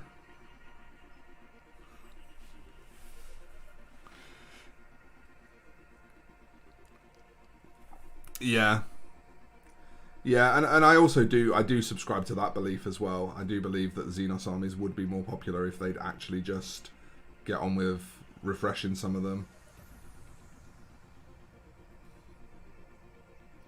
Like Imperial Guard as well. Like, Gaunt's Ghosts is by far their most popular series on Black Library. And I don't just mean popular, like other than Horus Heresy, out of everything they've put on Black Library, Gaunt's Ghosts is the thing that gets recommended the most. In fact, I probably see Gaunt's Ghosts getting recommended more than Horus Heresy. But you're telling me that we still don't have any way to play Tanith Thirst in the game. We still don't have any reliable way to even create those conversions. Like, I know we have the old metal miniatures from when the Gaunt's Ghost novels first came out, but that's not the same thing. Let me tell you that that is not the same thing. You know, and Guard needs a refresh anyway. Like, what better refresh to give Guard than, like, release some new core kits and include amongst them something that allows people to play Tanith first and use that as the marketing platform for the new kits.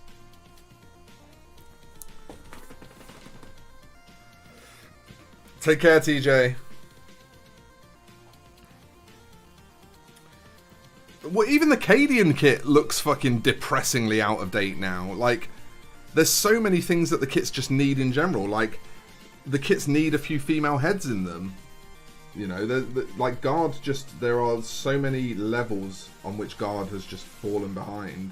It just needs looking at. And it's just not getting done. Like, the shit is just not getting done. It's... The focus is still on Primaris Space Marines, and... Like, yes, I get that they're the most popular thing. I collect them myself, and I love them myself, but... They're always going to be the most popular thing if you don't give anything else the chance to take the spotlight. You know, that's just how it is. And people who make this chicken and egg argument, they don't understand that there was a time when releases were spread much more evenly, and during that time Xenos armies were much more popular. And also during that time, Space Marines weren't just the best at everything. Like, you know, times have existed in the past where Xenos were better supported, Space Marines were not always just the de facto best army in the game, and during those times people played those armies. Like, people will play armies if they're good on the table. You know, Dark Elder have been the army to beat, and a bunch of people played them for that reason. Admech have been the army to beat, and a bunch of people played them for that reason. Like,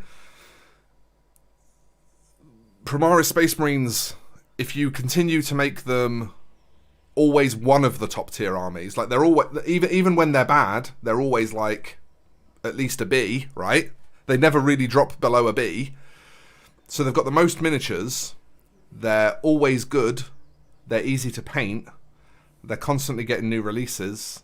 Like, of course that's going to be your most popular line if that's how you support it. Of course it is. And the chicken and egg argument really is just kind of a straw man to divert from the real point, which is that there is historic precedent that people want to play not just Space Marines, but people that are into the hobby these days feel like they don't have a ton of choice but to play anything else, because anything else just doesn't get the support, you know?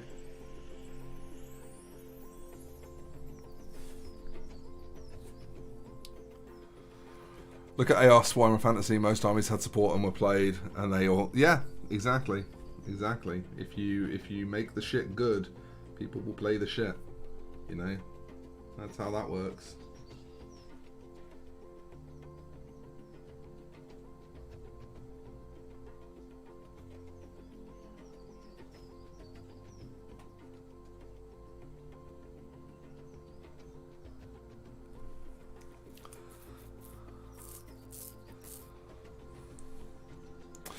Yeah, and this is another point, is like, have we now reached that place where we're too far gone, where most existing collectors would actually have a bigger problem with them changing their tactics and starting to support non-Space Marines more? Like, are we actually too far gone? Maybe we are. Maybe starting to give Xenos armies more support and glory would actually be bad for the game now, because they've travelled this path for such a long time. Like, that could be the case. I don't know. I don't know how you would go about sort of collecting data other than just polling people, and polling people is notoriously unreliable, as my Twitter account repeatedly proves to me. But like, there is definitely a very real possibility that it's just so ingrained now that if Space Marines were to become bad to the point where people felt like they had to sell out of them, that could indeed cause a huge degree of alienation in the customer base. And I don't think that's something that they want. You know, I think that they want the majority of their customers to be happy, and the majority of their customers are happy to just, you know, have that safe bet there that Space Marines will always be good, and therefore collecting Space Marines is the way to go.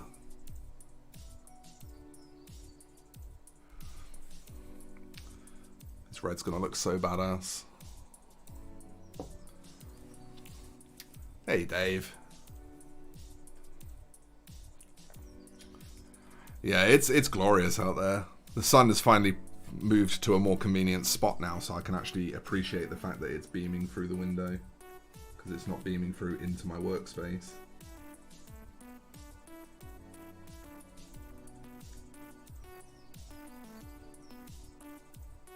Glad you and Doggy had a nice walk.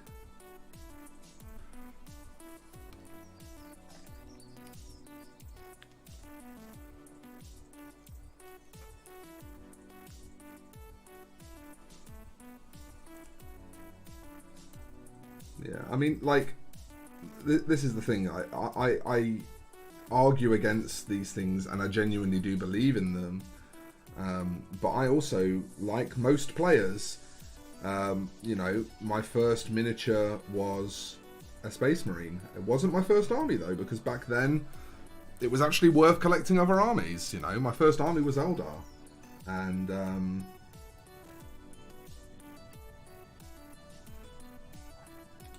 I loved Eldar. I had this was back in 2nd edition, so like you could play much more wild, nonsensical bullshit.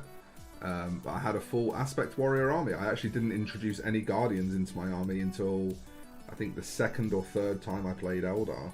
So I played Eldar a few times in the early days. I think it was 3rd edition when I finally started to include Guardians in my army. For all of 2nd edition, it was a fully Aspect Warrior army. I played Scorpions, Banshees, Swooping Hawks, and Dark Reapers, all metal. I had like a bunch of Phoenix Lords, a few Jet Bikes, a few Harlequins. It was fucking great. It was like such a Wild West. And that was the thing, you know, 2nd had a really sort of slapstick kind of Wild West element to it that is gone now from the game. And it's not necessarily a bad thing that it's gone now, because people play the game in a more serious way now, so the game needs to kind of accommodate that. But, you know, whilst a Space Marine is probably gonna be, for most people, a great first model, because it's very simple to paint, just a normal, unadorned Space Marine. But the fact that most people feel compelled to collect them as a first army because nothing else feels like a good option, when, like, what happens invariably is they ask the player base, and the player base says you're probably best off collecting Space Marines for your first army because they get the most support and they're the easiest to learn to play, and blah blah blah, etc etc. And so, you know, most people start with Space Marines and the cycle continues. Nids were my jam when I started. Battle for McCrag blew my mind when I was 9. Nids have always been the fun lovers army, haven't they? They've always been the army that you can kind of tell the people in the group that just want to have a good time.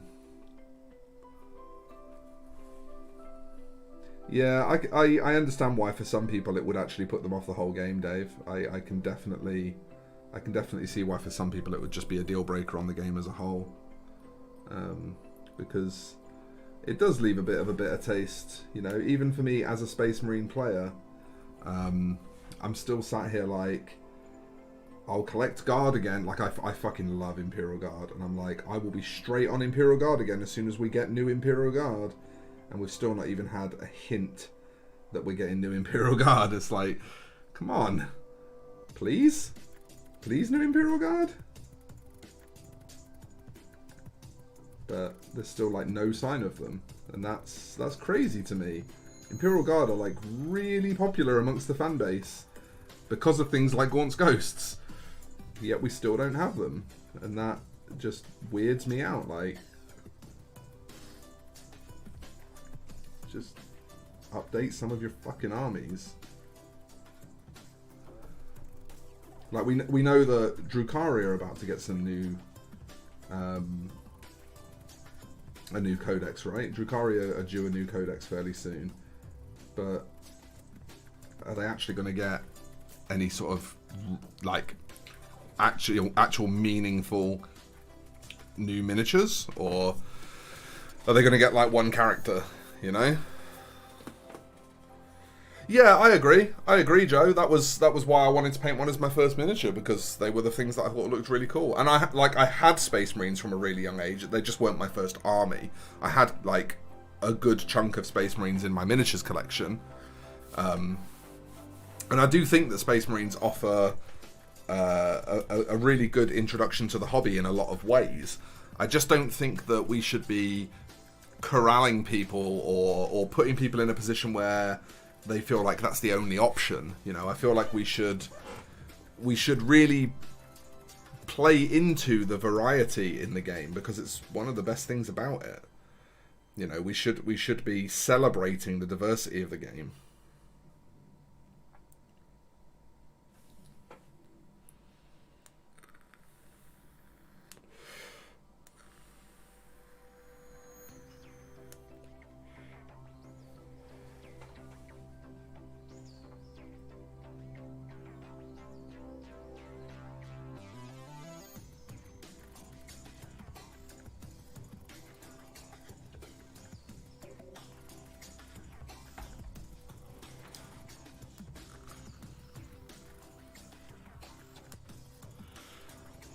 Had some Tau like 18 years ago, and I'm pretty sure the Kroot models were exactly the same still. So you had them at launch. That was when I collected them as well, and I quit on them. But yes, I think you might be right. I don't think the Kroot models were ever redone. And the Fire Warrior kit was just kind of upgraded. It was never really redone. It was just sort of tweaked. The Crisis suits and the broadsides got an upgrade. And then obviously there were a few new models. But the main sort of core of the army is still old models, yeah. The tanks are all still the same.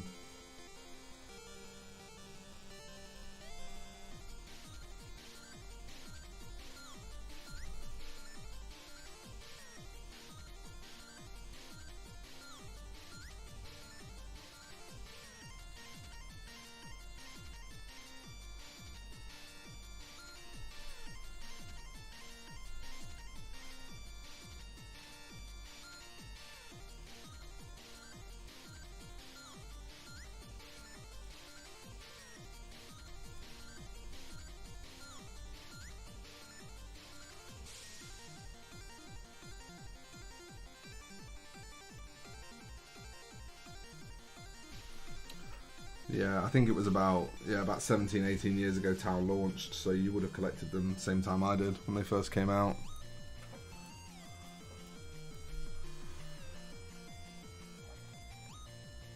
It's midnight. Alright, Isaac.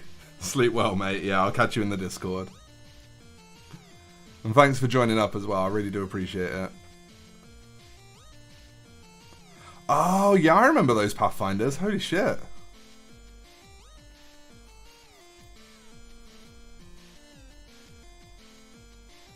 I'll be honest, stealth suits are one of those kits that I personally have never loved. But I do agree that the plastic ones look particularly awkward.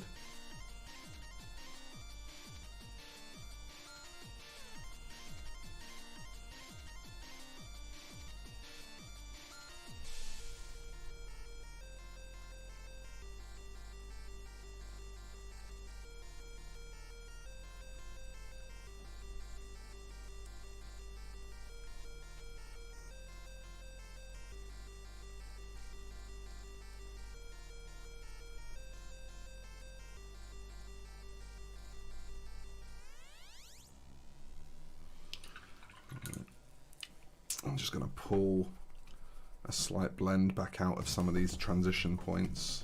Not too much, just calm them down a touch.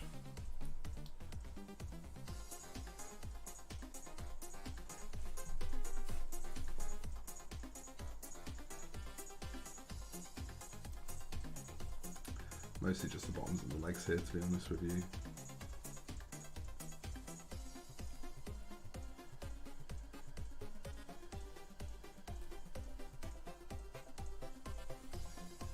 You see how bright and how much range of color we've got in this armor now from the way that we've worked it up.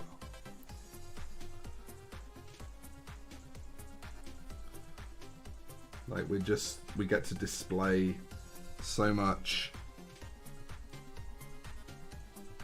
such a broad range of color in the volumes by using this sort of compromise of starting off smooth and then progressing up into texture.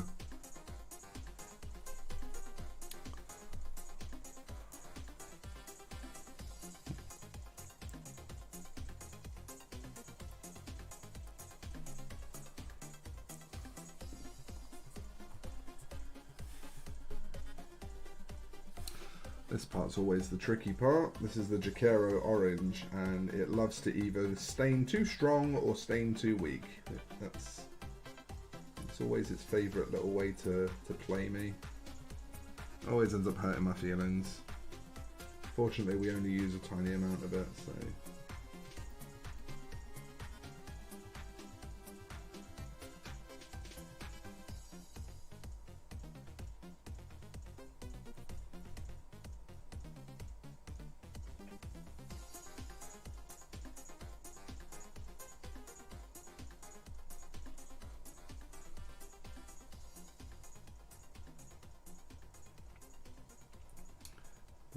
If you ever find yourself wondering why I quit on doing Blood Angels and decided to do a successor chapter instead, it was because this was the kind of workup I wanted for all the characters, and I just couldn't find a version of it for the rank and file that looked as good. Like obviously I don't mind doing this for all the characters, but never in a month of Sundays am I going to sit and do this on like all the vehicles and stuff, right?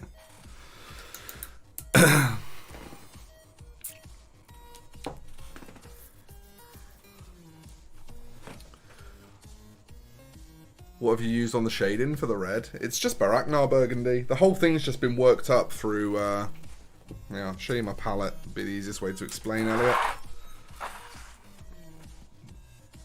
There you go. That's everything that's in the workup. Baraknar Burgundy, Mephiston Red, Evil Sun Scarlet, Wild Rider Red, Jacaro Orange. All Citadels.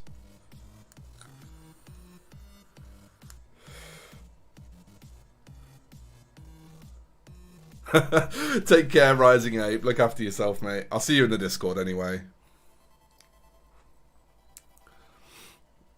Gonna paint a Night Lord's Praetor today and follow my video. Nice. That turquoise in the final highlight on the Night Lords is like, that's the secret sauce. I think you'll really, really like that. How do you go about choosing your highlight colours? I find I usually tend to go for the wrong colour. Is there a trick to it? There's a couple of different things you can do. What it really comes down to is understanding saturation. That's the kind of thing that you need to train your brain, Jammy Dodger. Is how to understand saturation. So, for example, I can show you a really quick version of this here. Let's say, where have I just put my brush? There. Right, so let's say that I'm just painting a red. Okay, I'll show you on my hand here. Let's just say that I want to paint a red, and I've got a shadow underneath it already.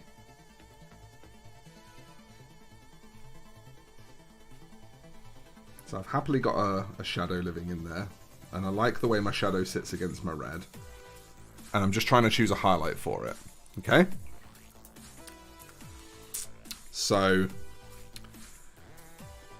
when figuring out what's going to be the most successful highlight for this, and I'm choosing red as an example, A, because we're painting it now, but B, because it's also a colour that's really easy to fuck up. So, say that I just add white to my red. Okay, so I'll just take some of that same red, and I'll put a dot of white in it, because I've got some white on my palette. So I'll put a little dot of white in it. Okay. And obviously I'm going to skip all the in-between stages here. I'm just going to pair the colours up together, essentially. So I mix a bit of white with it, and I end up with a kind of pinky sort of colour. Okay. Or, so at this point, because I've mixed white in, I've desaturated my red. So my highlight is desaturated. Okay. What I could also do is take that same red and add a colour like, say, Sunny Skin Tone. You'll see me using Sunny Skin Tone as a highlight a lot, and it's specifically for this reason, because it highlights things without desaturating them. So what happens now is that my highlight is colour-wise not a bunch different, but look how much more life there is in this one. They're virtually the same lightness. The value is virtually the same, right? The value is very, very similar, but this didn't desaturate as it brightened up, which meant that this looks way more lively. Like if I was to view this in black and white, these two colours are going to be very, very close in value. They're going to be a similar shade of grey if I was to view it in black and white, right? So the big tip with choosing highlight colours is that you want to be going lighter, but you don't necessarily always want to be desaturating. In fact, quite often, desaturating is going to be bad, because what it's going to mean is that whilst your highlights are very light, they're not very bright. And highlights need to be both bright and light, right? It's understanding what these two different terms mean. Light just means it's nearer to white in colour, yeah? But obviously the nearer it gets to white, the less saturated it gets. Whereas brightness involves raising the value whilst adding intensity to keep things sort of scaling up at the same rate. And that's why the reason this red looks so effective is because instead of highlighting just by mixing in white into my base color, my highlights here are taking me up through oranges, but I'm not just going straight into like a really bright orange. I'm going through like some orangey reds first, so everything stays very saturated, and the end result is that I end up with highlights that look a lot more engaging. They look a lot more interesting. They're not just sort of, they don't just look kind of slapped on. It just makes everything a bit more interesting to look at. And that's kind of the thing that is, you know, a highlight is going to really strongly it's going to really strongly draw people's attention towards an area. And so what you want to do is, as you're demanding people look at that area, you need to give them something interesting to look at. If you just give them the same color but with some white in it, you are kind of, you're not really making the highlight any more interesting to look at than the mid-tone. So when you're picking your highlight colors, the main thing I would say to think about is just consider saturation. Go for colors that maintain the overall saturation of the workup. No problem at all. You're most welcome. You're most welcome. And hue, Dave's just pointed something out there. Hue can also be a very interesting thing that can be quite important to how our workups look. So for example, you know that I've been shading this with burgundy. I started off with the burgundy, worked all the way up through the midtones into the highlights. And then something that I'll occasionally do is just come back in to certain areas and just push a bit more of that burgundy back into them. And the reason I'm doing that is because I'm trying to create contrast.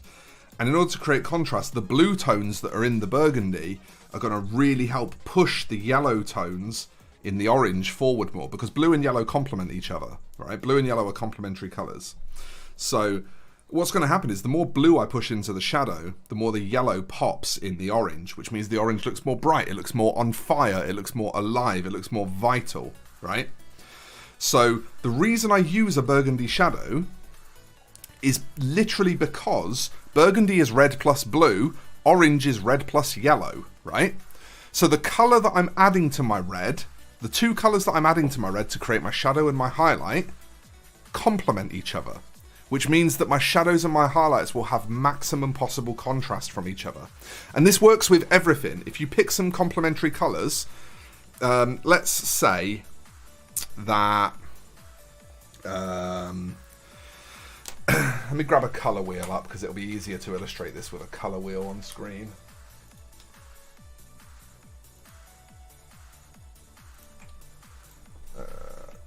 Colour wheel.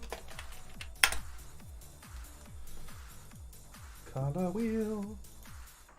This is a Dulux colour wheel. How posh. I'm actually going to have to make a scene for screen sharing. So you will get a black screen just for a second.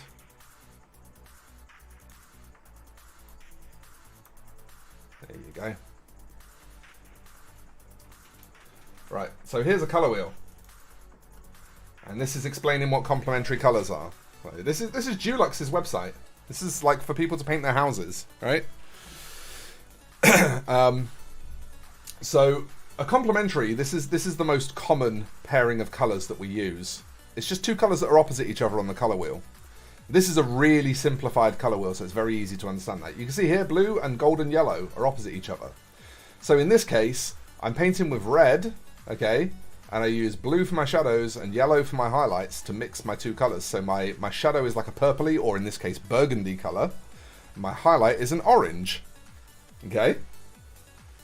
So because my two highlight colours complement each other, I create something that is maximally contrasted. I've harnessed as much contrast as I could get out of it. Okay? You don't have to do that, but doing that is a really good tip for how to kind of produce those sort of next level looking super bright highlights, right? That's how you do it. So we can apply this exact same logic the other way. Say if we're painting in green, we could mix blue into our green to form teal shadows and yellow into our green to form lime coloured highlights, eventually probably going up to like a pure yellow. And what would happen is we'd end up with something around here. We'd end up with like a golden yellow at the top and a teal at the bottom. And our result would be complementary highlights and shadows. Okay, and we can do this anywhere in the colour wheel. Anywhere at all in the colour wheel. It really doesn't matter. You also have split complementaries, which is just a Y. You just make a Y, and you can use those as really good 3-color workups. If you're ever stuck for how to do like a 3-color workup for like a Space Marine or something, this is literally what they use for Ultramarines. The purity seals and the eye lenses are in kind of the region of sort of reds. They're in kind of roughly this region. The armor is in roughly this region, and the shoulder pad trim is in roughly this region. Ultramarines are literally painted in a split complementary, right? It's the simplest thing ever, but because there's language associated with it, we don't really understand it. So what I do when I explain this shit to people is just, if you want to create a split complementary color scheme, just draw a fucking Y across a color wheel. Like, that's literally how you do it. Draw a Y across a colour wheel, and the 3 colours you land on are the 3 colours you paint with. Like, you can't ask for simpler than that. And you can get much more advanced colour wheels than this that also have saturation and hue sort of simultaneously represented. So if you look at some of these colour wheels, you can see colour wheels like this, where value is also represented. So it shows you sort of your starting darkest colour, but then it also shows you the lightness values going up towards sort of a light grey or a neutral grey kind of colour in the middle. So you can go more complicated with your color wheels in order to sort of get more information from them. But the basic thing you need to know is that if you want to maximize contrast, if you want to sort of maximize the amount of contrast present in your workup, essentially mix one complementary into the mid-tone to form your shadows, mix the other complementary into the mid-tone to form your highlights, and that's how you're going to get that maximum contrast look. And red just happens to be a color that it's really easy to demonstrate, but like I say, it works with everything. It works with literally everything. So it is absolutely something you can try at home, have fun with, and it will very quickly improve your painting. You will also see this extremely high contrast appearing in your painting, and you'll be very, very happy. So yeah, that's a really quick explanation of how to choose shadows and highlights.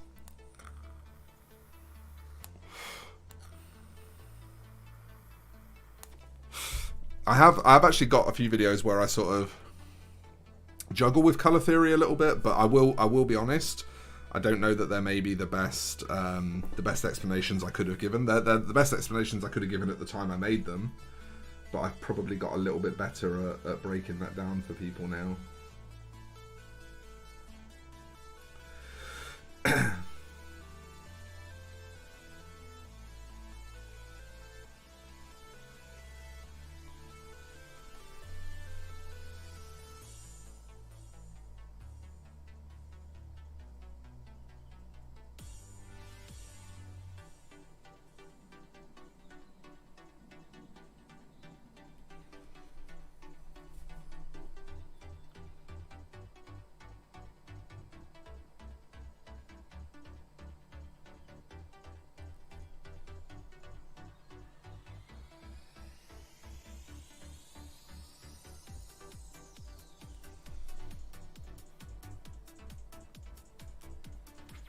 Just got a colour wheel, but it's more like pin the tail on the donkey for me when it comes to picking colours. It all starts, just remember, if you've got a colour wheel, it all starts with one colour. Okay? From there, if you own a colour wheel, you can make informed decisions about every other colour you're going to work with based on just choosing one. So my advice, if you want to learn how to work with a colour wheel, is to just pick one colour and then start to apply things that the colour wheel teaches you using that one colour. So for example,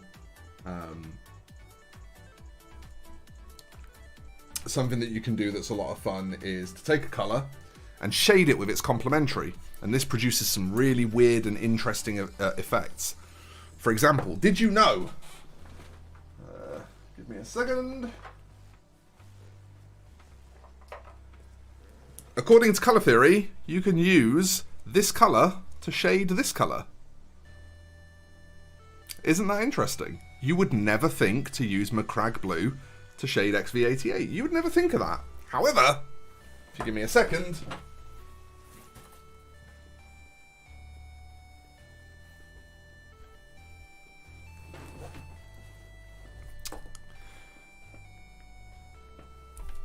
You see here? You can absolutely use Macragge Blue to shade XV88. That's literally exactly what's happening here. That is Macragge Blue shading XV88. Continues on the back as well. Nice. Get painting, Joe. Get painting. You see? Continues on the back here as well. This is Macragge Blue, and it's just mixed in. I'm just using the complementary to shade the colour. And then I'm just highlighting it with... So... in this case, I've just added more yellow in because obviously I've got a complementary in the shade, so I'm just going with like a brighter yellow for my highlight because I know I'm already creating that relationship. But same thing here, like these dark pinks and these greens, they complement each other, so you just use them to work together.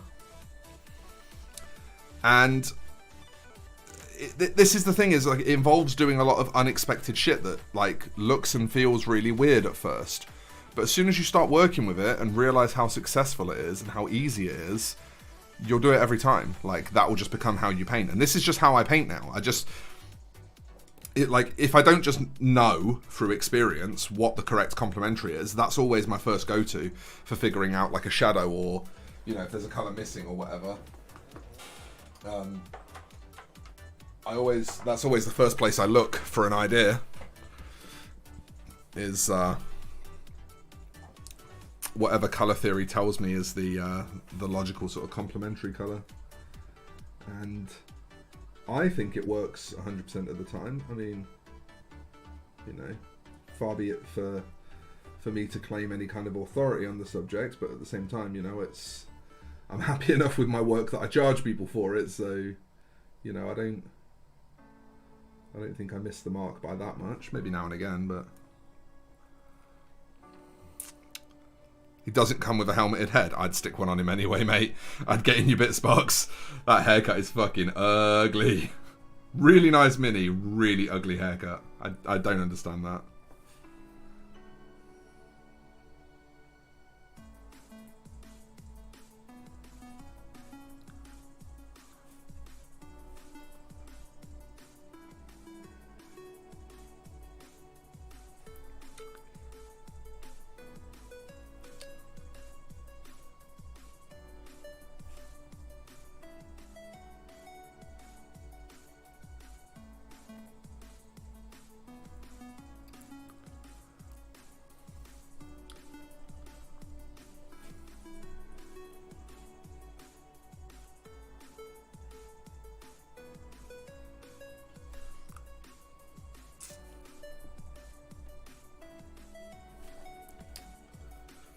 Need to get a bit braver and move away from using brown wash for everything. It's tough though, Dave. It's tough. Like, there are so many bad habits that are so ingrained into us as hobbyists.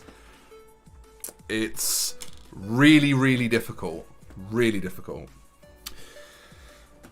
Well, yeah, obviously you can't shade black.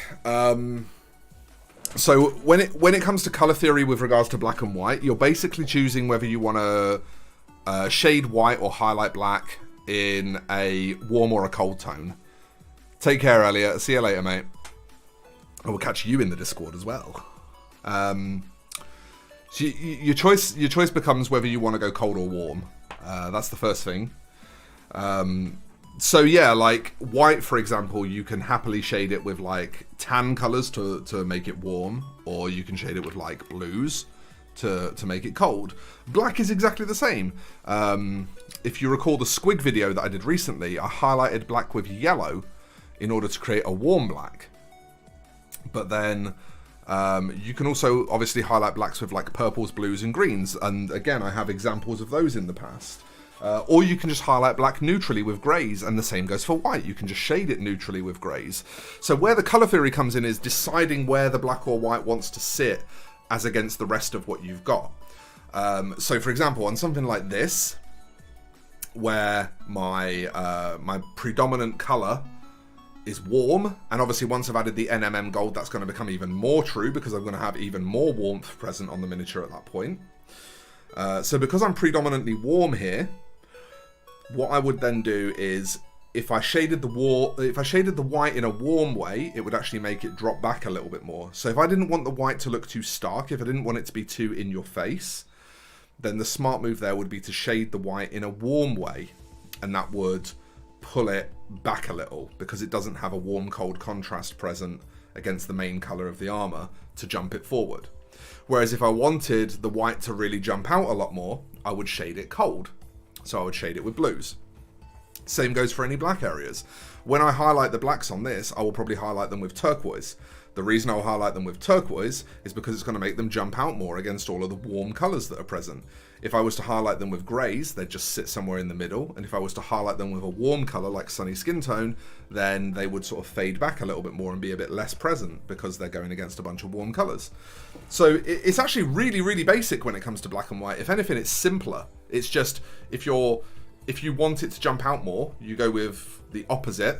If you want it to jump out less, you go with the same. I operate purely on bad habits. But no, this is the thing is, you know, there are so many bad habits that get ingrained into us from the sort of normal routes that we enter the hobby. Even for me, like I've spent the last couple of years unlearning a bunch of bad habits, and I picked all of those bad habits up by learning the hobby purely from other hobbyists, which is ironic because I'm another hobbyist who now tries to show people other ways of doing things that perhaps undo some of those bad habits. So it's a really odd sort of full circle situation. But like things like, you know, the tendency to use washes. Washes have some brilliant uses. They are a tool that, when used correctly, can do incredible things. But they should never be your only way of shading. If they're the only way you have in your repertoire of shading things, then you're going to encounter things that you can't shade properly. That when you shade them, they look wrong. And that's what I mean by properly. I don't mean there is only one way to do it. I mean that when you do it that way, they're going to look weird. And a good example of that is your classic basic Space Marine. If you just jam a wash all over your classic basic Space Marine, what you're actually going to end up doing is probably cleaning all of the wash. You're probably going to end up cleaning all of the wash off of the surfaces by repainting them, and then you've just panel shaded it. And panel shading isn't even shading. Panel shading is like a graphical effect to frame a shape and make it look more clearly. It's not even a form of shadowing. It has nothing to do with light. Because in a real situation, light gets into some panels depending on where they are, right? If I had something that was, you know, that was paneled and it was facing like look at the gap between my fingers, okay? The gap between my fingers when I place it directly under my painting lamp has very little shadow. If I turn my painting lamp off, look how much darker the shadow is now, right? So if you were to, like, in the real world, just panel lining this with one colour doesn't show us any indication of light. It just frames the shape and makes the shape clearer. It's just a definition technique. And when you wash something like a Space Marine or a Tau or, you know, those kind of things, what you typically end up doing is just using that wash to panel line. You don't really use it to shadow. And so at that point, if you want to be able to understand how to shade a Space Marine, you need to then start understanding some blending techniques. You need to either look into like glazing or wet blending or void blending. Or if you're not going for, if you don't care about a lack of smoothness, you need to consider something like just layering, just repeated layering. But what do? We all, you know, until we've learned better, everybody just calls a wash a shade, and even Citadel does it. Citadel shade, you know, and this is the only way we understand to shade something. This is what we think is just how you shade a thing. This is shaded way better than a wash could ever do. It takes a lot longer, but a wash would never give you this effect. It would be impossible. Stippling is another great example. Yeah, stippling is something that requires you to do no blending, but works great for creating lighting. My bad habits stem from my comfort zone, really. I'm classically trained. I've only been doing minis for a few years, but fear of failure holds me back a lot. Yeah, I can understand that. It also makes sense why you like stippling. I used to use stippling loads when I did 2D. I used to use it all the time because it's really good for creating like chromatic aberration and things like that. Which is something we don't really do in minis. We never really create chromatic aberration. It's sometimes there if we've got a metallic paint, but we don't tend to really create it when we paint non-metallic. We always do non-metallic very smooth for some reason, which is an interesting thing. But yeah, this is kind of the situation most of us find ourselves in, and this was me too. You know, this isn't me saying that like I'm above this or you know that I have some fucking secret or privilege or anything like that. This was me too, and I learned that these things were bad by struggling with them. I learned that these things were problems by not being able to achieve the results I wanted, you know. But it's a shame that a lot of the sort of baseline knowledge that we acquire in the hobby actually ingrains bad habits into us. It pushes bad habits into us. Things like another classic is like the assertion that you need a small brush for small details, that you need multiple brushes, that you need like 5 different brushes to paint minis. You need 3 brushes to paint minis, and one of those is a scrap brush. You know, is like something like this, something for stirring and all that kind of shit. And then you just need like a dry brush, which is just, you know, something with a flat head to it, essentially. Any kind of brush with a flat head to it. I like makeup brushes. I like the Rosemary & Co. smushing brushes. These are quite nice if you fancy treating yourself. These are actually the Artis Opus Series D. They're the same brush, but these are a lot cheaper, so I buy these. You know, there's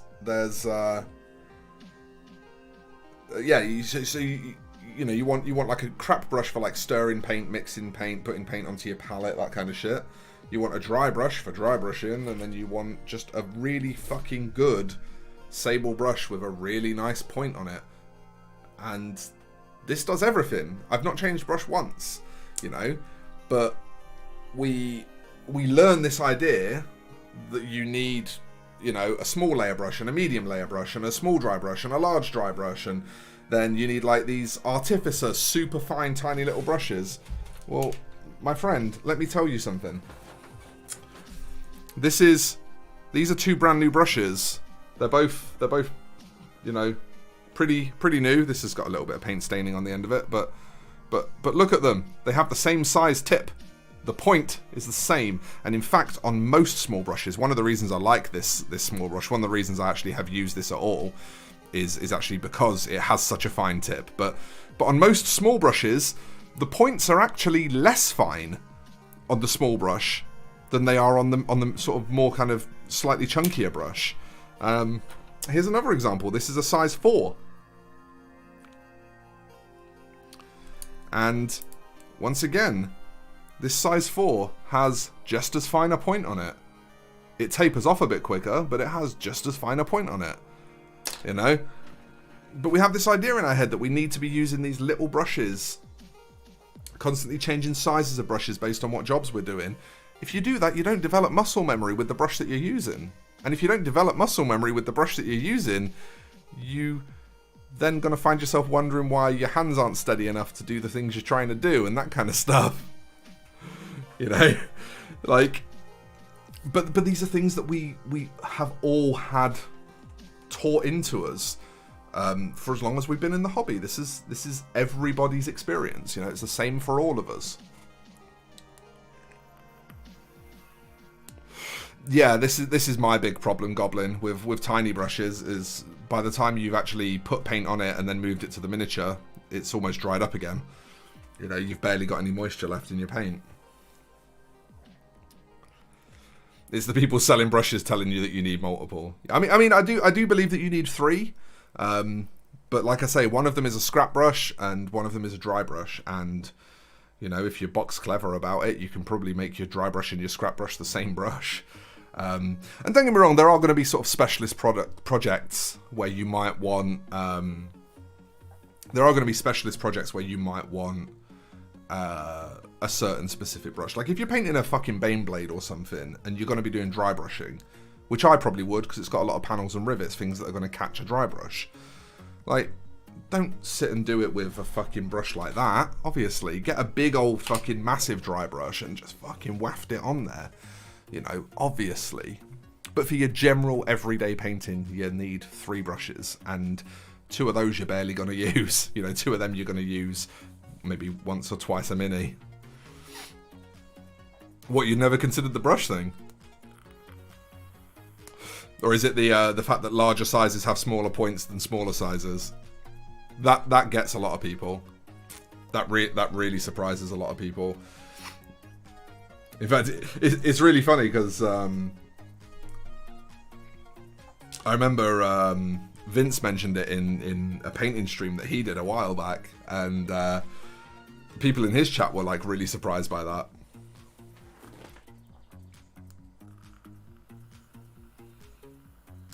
Yeah, that's what I mean. But then if you are doing a big project like that, it's probably going to be an expensive miniature, and it's probably worth buying a brush just for that project. In that case, I think most of us will agree that if we're trying to do something big and special and clever, it doesn't really hurt to have to buy a brush just for that one mini. You know, it's not the end of the world.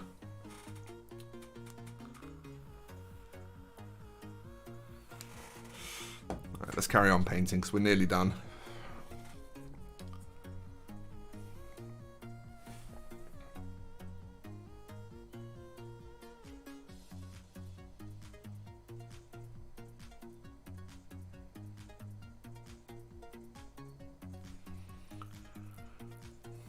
I've gravitated towards using an army paint or regiment brush most of the time. Muscle memory thing, I change brush all the time for different things, yeah. Yeah, it's a big deal. It's a big deal. People wonder why it takes so long to develop a steady hand, but they're constantly ruining their muscle memory by changing brush. It's like, think about it. Think about it.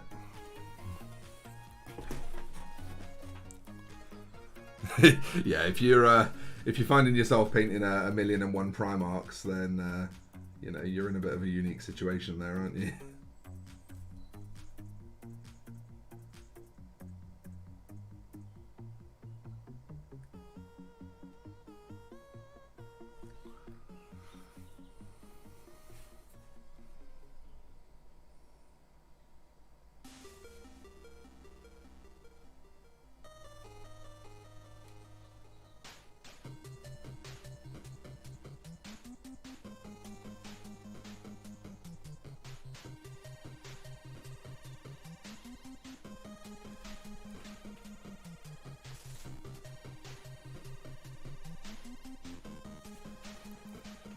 This is a Rosemary & Co. Series 33, size 3. They cost about £6.50. They're sable. And in my opinion, they are the best bang for the buck on the market now, currently. In fact, so much so that I want to at some point release a signature brush, and it's actually Rosemary that I approached to manufacture it.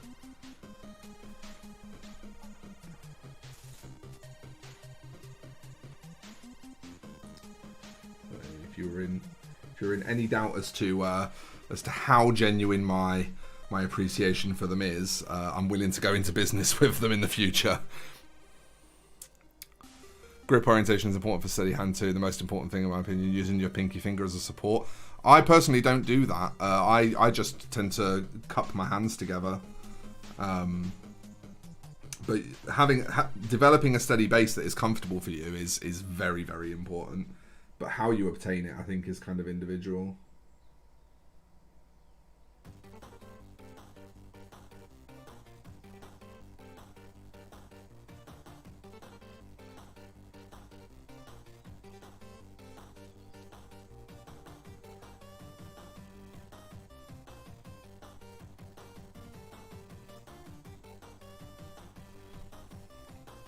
Hey, Mary, how you doing?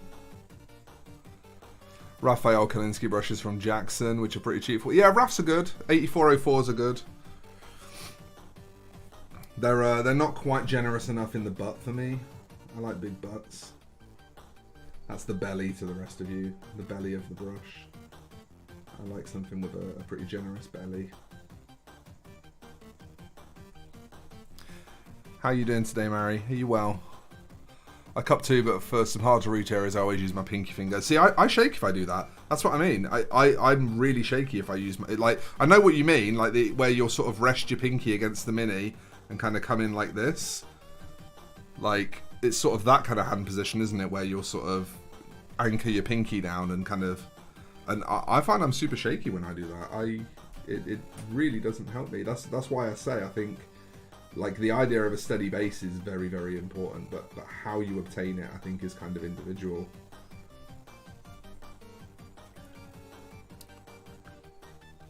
Which is, you know, it's not really surprising that different people's bodies find different positions comfortable. I mean, we don't all sleep in the same way, do we? You know, it's hardly new information that different humans find different things comfortable. All right. And with that, I think that is about where the armour ends. I just want to see if I can sort of somehow offer him up in some sort of way that I can show you everything in situ, but I don't think I can. But that's the armour, and then from there, the next step will be the non-metallic, which, like I say, I'm doing a tutorial on, so that's why I wanted to get all the armour completed. So that I can go over a tutorial for non-metallic and actually be able to sort of pass on some meaningful information. So That's where we're heading next, folks, is NMM Town. And it should be a really fun time. Yeah, I'm familiar with the element sets. I didn't really like them. The tips weren't really fine enough for my taste. But again, for my taste, you know, it's not. That's not definitive. What I usually do.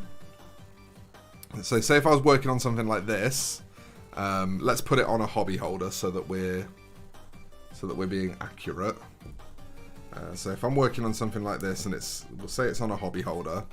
What I'll do is, say if I've got to work on these leaves, obviously I can do this. If it's not too fine, I can just, you see how I've got my fingers locked like this and I'm resting my palm on them, and I can sort of get up here. Or the other thing that I'll sometimes do is actually bring the mini up into the palm of my hand and get in like this. Actually sort of just lay that, so I'm still not really touching the mini. I'm not really in danger of like rubbing paint off or anything, because I'm actually gripping the base. This is where I'm holding the mini here, you see? Yeah, I'll be doing gold and silver, Jammy, yeah. So this is where I'm actually holding the mini, but it just allows me to have something to rest against so that I can get up here and work on these kind of finer areas that are up out of the way. So that's what personally works for me. Whereas the pivoting off of your pinky thing tends to make me wobble personally. But yeah, I'm pretty happy with that for a start. I think that's a strong start. I'll get a little photo for social media. Do that before we go.